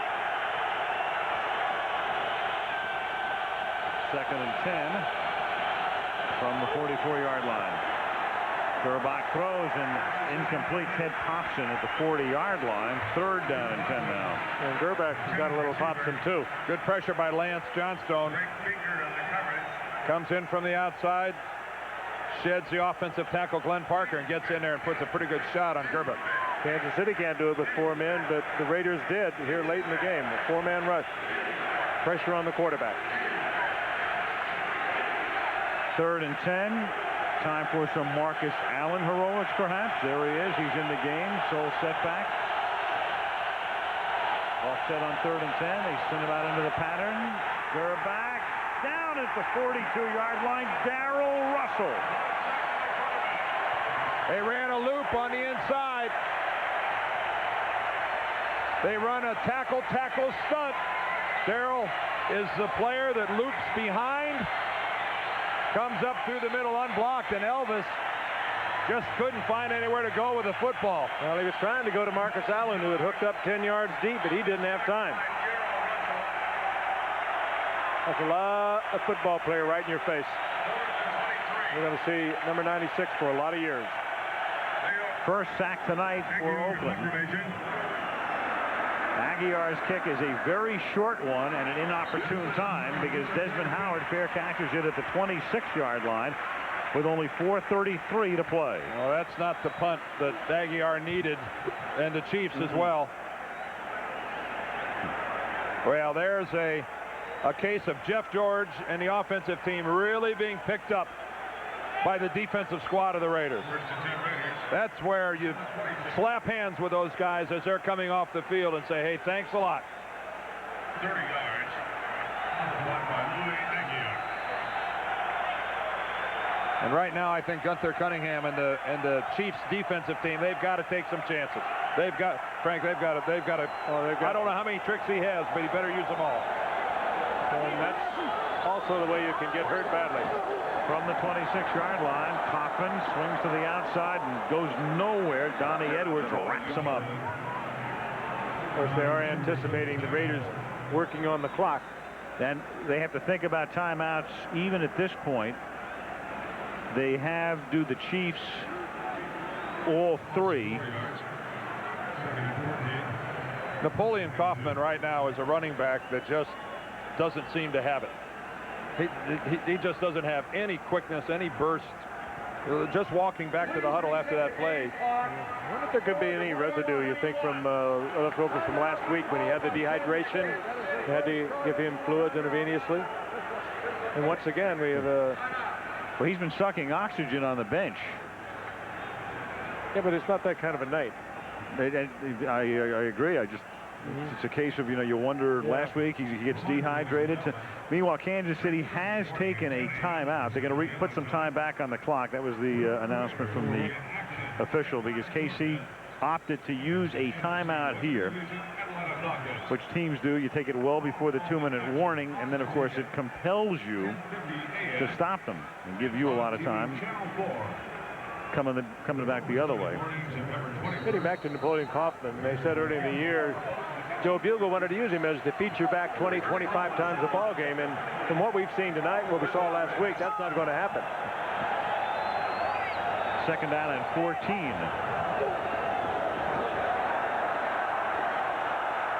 George on the run to Tim Brown. A big play, a loose ball, but they're going to say it's Oakland's ball. The ground caused the fumble. He gets hit by Reggie Tongue. The play is over. Oakland ball. And there's no argument there. First down, Raiders. And it's a first down up at the 39-yard line. Marty grimacing, among other things.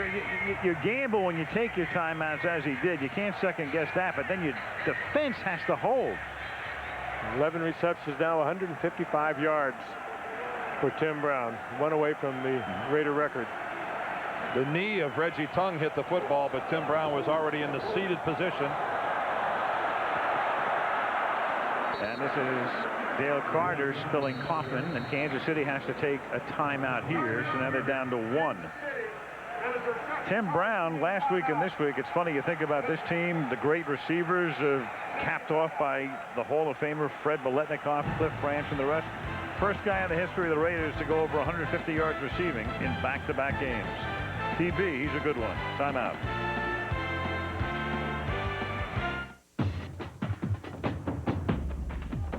Go where you wanna go. Leave the boundaries far behind you. Introducing the all-new Goodyear Eagle F1 with racing-inspired dual aqua channels that sweep water away for serious traction in the wet, especially in braking. The new ultra-high-performance Goodyear Eagle F1. Serious freedom. Goodyear, Goodyear.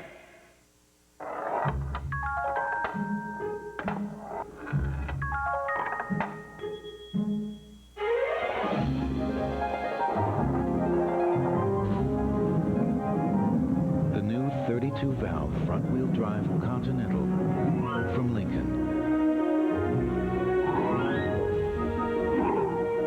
Because the driver who has the most precision wins.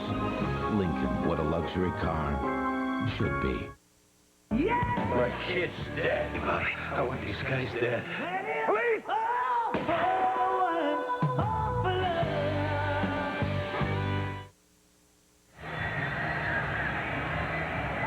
3:26 remaining in regulation in Oakland. Second week of the season. We go to Dallas next week. Dallas against Philadelphia. Going to be an interesting call here. How much faith do you have in your quarterback, Jeff George? His second long yardage. 3:26 remaining, and you've got Kansas City with 1 timeout remaining. In the strategies. If I was anybody on the defensive side of the ball for Kansas City, I might keep track of that guy. He's only caught 11 tonight. I mean, a subtle hint. that might get your attention. Harvey Williams in motion. And Kaufman gets spun down by Hasty, but at least he stayed in bounds. And that forces Kansas City to use a timeout, their final one. So only once will the clock stop for the Chiefs, and that's at the 2-minute warning. 3rd and 14. And again, that missed 2-point conversion is looming very large. What do you do now, Dan? You put it up in the air. You got Jeff George with the good hand. You got great receiver number 81. You need 14 yards on 3rd down. You get a 1st down. You pretty much lock this game up. Boy, a lot of things have to be going through Joe Bugle's mind. One is that Kansas City has moved the football pretty well. It's not that your defensive team has just completely smothered their offense. So, you know, do you play it ultra conservatively, run the football, punt, and say my defense is going to do it? Well, that may or may not be true. With a guy like Jeff George, I think you have to play with the confidence of not being afraid to put the football in the air. And only one way to stop the clock for Kansas City, and that's the 2-minute warning. And Napoleon Kaufman, the single back, has been relatively ineffective here in the second half. On 3rd down, they have to get to the 49-yard line to convert. It's thrown over the middle. It's caught by Kaufman. He's got the 1st down. Nice play. Well, and you're right. He hasn't been effective running the ball. You know something? Kansas City didn't pay any attention to it. Good call. Good call. He was not the primary receiver. Jeff George took a good hard look downfield trying to find somebody and found Napoleon Kaufman. But again, he had a lot of time to look down the field. No pressure at all. Lots of time. And Anthony Davis is the guy that's responsible for Napoleon Kaufman. He's looking right at him when he comes out of the backfield and then lets him go. Anthony Davis has had a long night at Pascavest. Joe Aska. And Kansas City cannot stop the clock. It'll only stop with a 2-minute warning. So if Oakland can pick up one more 1st down, they can run the clock out. And I think what we just saw right there, in a critical situation like that, showing the confidence to put the ball in Jeff George's hands and let him make the decision when you could have gone conservative, says an awful lot about his stature in a relatively short period of time with the Oakland Raiders. Jeff George is the man here in Oakland. 2nd down 10 at the 39-yard line. Aska. So Kaufman gets a breather again. Kaufman tonight carried the ball 21 times. Most carries he has ever had in a game. 21 with 87 yards. But the biggest play may have been that last one. That's reception. It's apparent that's a guy who's whipped. There's a guy who left it out on the field. 2-minute warning. Raiders up by 5.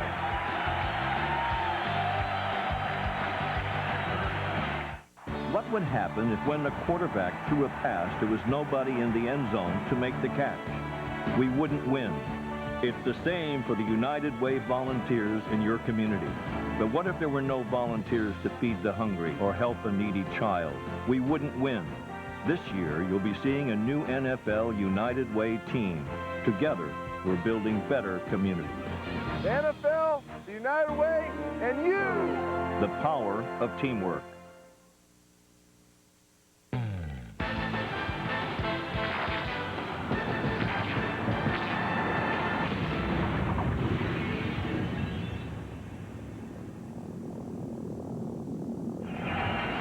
forget to start your NFL Sunday each week on ESPN with NFL Countdown, and then all of the highlights on NFL Primetime each Sunday on ESPN.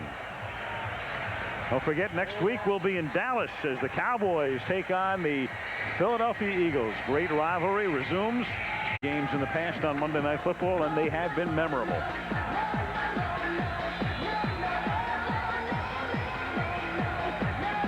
By the way, Emmitt Smith, the x-rays were negative. He was hurt last night in the Arizona game, and they're going to check him out obviously throughout the week. It appears promising from what we understand right now, though. No broken ribs. They will take another look at him, and according to Emmitt, he felt better today than yesterday. So we look forward to seeing Emmitt, Aikman, and the gang next Monday night. Well, I've been broken a few, and I think you have, Dan. Had he broken a few, he would not feel very good today. No. Nor would he have slept very well or done much of anything. Hopefully never have to sneeze. Well, it's third down now as play resumes. Third down and 7. And if they get those 7, they can run the clock out.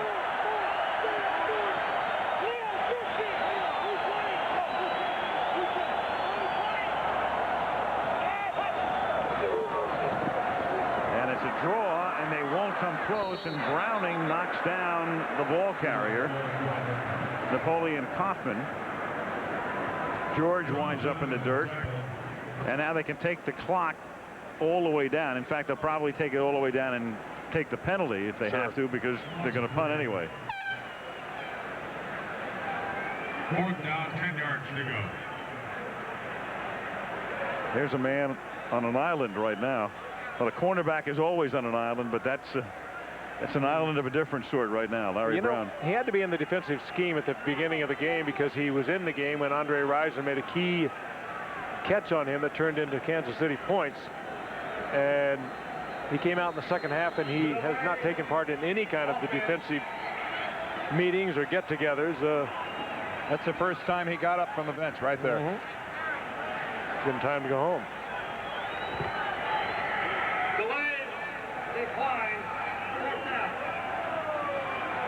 So the clock down to 109. Now Grbac will come out, and again, because of that missed two-point conversion earlier, he'll have to guide them all the way down into the end zone without a timeout from wherever they wind up with the football now. Leo Araguz to punt for the Raiders. High floating kick, just a little too far. Nice try. And Vanover picks it up, knowing he has nothing to lose. Right, touchback was signaled. Tucker's in the end zone for a touchback. And Grbac now needs to go 80 yards in 58 seconds. With no TOs. We've seen it before. Oh, yeah. Right away for Elvis to announce his arrival in Kansas City. Yeah, they haven't been home yet. Well, you'd like to think at this point we have a little more team speed.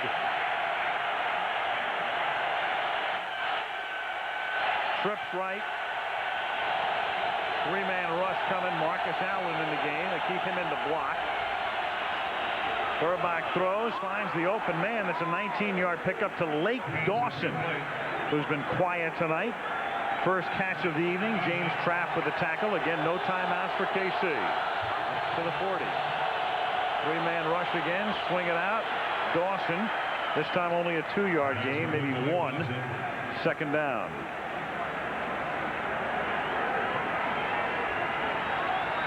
Joe Bugel on the verge of his first victory as the head coach of the Raiders. Marty Schottenheimer in danger of going 0-2 for the first time in his career. He started coaching in the NFL in 1984. The Raiders the last two times came with just a three-man pass rush. Well, the easy place to throw the ball is in the middle of the field. They'll take away the sidelines from you, but that's when you're going to lose time on the clock. I don't think Marty was real happy with that last play call. Second down and 10, and that's caught? No. Brett Perriman may have caught it, but he was out of bounds. He was popped out by Lionel Washington. That side of the field, the sideline markings have almost disappeared. I certainly couldn't see from over here where the definition of the sideline is with Perriman trying to work it. You can see his both feet are well out of bounds, way out of bounds. Yep. But look at that, the white covering on the ground is gone. Right. 3rd down and 9. Elvis hit as he throws, finds the open man. This time it's Perriman. He's to the 31-yard line. Well, right now they want to spike it. If they have to spike it, they have to get set, make sure there's no penalty, spike the football, clock ticking down. Elvis will take the snap and down it. Now he has time for a couple of plays from the 33-yard line. That is the problem with a 3-man pass rush. Grbac is being very casual about it, but this play clock is ticking down. You're asking 2 of your guys to beat 2 defenders, one of them to whip a guy straight up, and it's not happening here. Ball at the 32-yard line. 10 seconds left in the game. Oakland up by 5. Grbac going to have to hurry to get this off. Yeah, we're going to see a 4-man rush here. Trips right, Grbac looking left, Grbac going into the end zone, it's caught for the touchdown! Holy, beautifully thrown. Andre Rison! What a game for Rison, there are no flags. Incredible! And for all of you that are believers that the prevent defense only prevents you from winning, there is a textbook example. Woo. What a bitter play for the Kansas City Chiefs to put on the Raiders. This house is stunned. And Andre Rison has just become the first man in the history of the National Football League to catch a touchdown pass for 6 different teams. What a good move. there. What a good move he put to the outside. You would have thought he would have had double coverage on him. He didn't. Took it upfield. He was wide open, and Grbac right on target. But I'll tell you something about Elvis Grbac. He didn't impress the mayor of San Francisco, but he might be good enough to be the mayor of Kansas City. Take that, Willie Brown. Terry McDaniel You're right. had Rison all to himself. And watch Rison. Now he makes a little move to the outside right here. Little bit of look, and McDaniel comes up. He runs right by him. Grbac is absolutely perfect with it. Yep. And I would have thought McDaniel would have kept him in front of him no matter what. Credit Kansas City's offensive line on that entire drive down the field. Nobody touched Elvis Grbac. 2-point conversion upcoming, moving up front. Well, Johnstone moved first, but then Criswell, the left tackle, flinched and returned. False start, offense, number 69, 5-yard penalty, retry. Marty cannot believe this. That is amazing. Just like amazing. I coached it, just like I coached it. Marty, whose tag has always been conservative, very rarely has won a game. Well, very few coaches have won a game in this fashion. First of all, we've all been around this game long enough to know we have seen it before, and everybody in this stadium had seen it before because nobody left prior to the start of that drive. Some of them are leaving now. Well, you saw Carl Peterson a moment ago. Bugle is about apoplectic. And I think Rison can unpack. There's the president of the Chiefs. And in the meantime, Andre Rison has just about burned Al Davis's house down. And you know what I mean. Unfortunately, we do. It's a bit of a reach, but we do. Yes, I know you do. What a sense of stunned disbelief on the part of everyone who roots for the Raiders. I can't imagine the anguish that Joe Bugle is feeling right now. Well, this tacked on to last week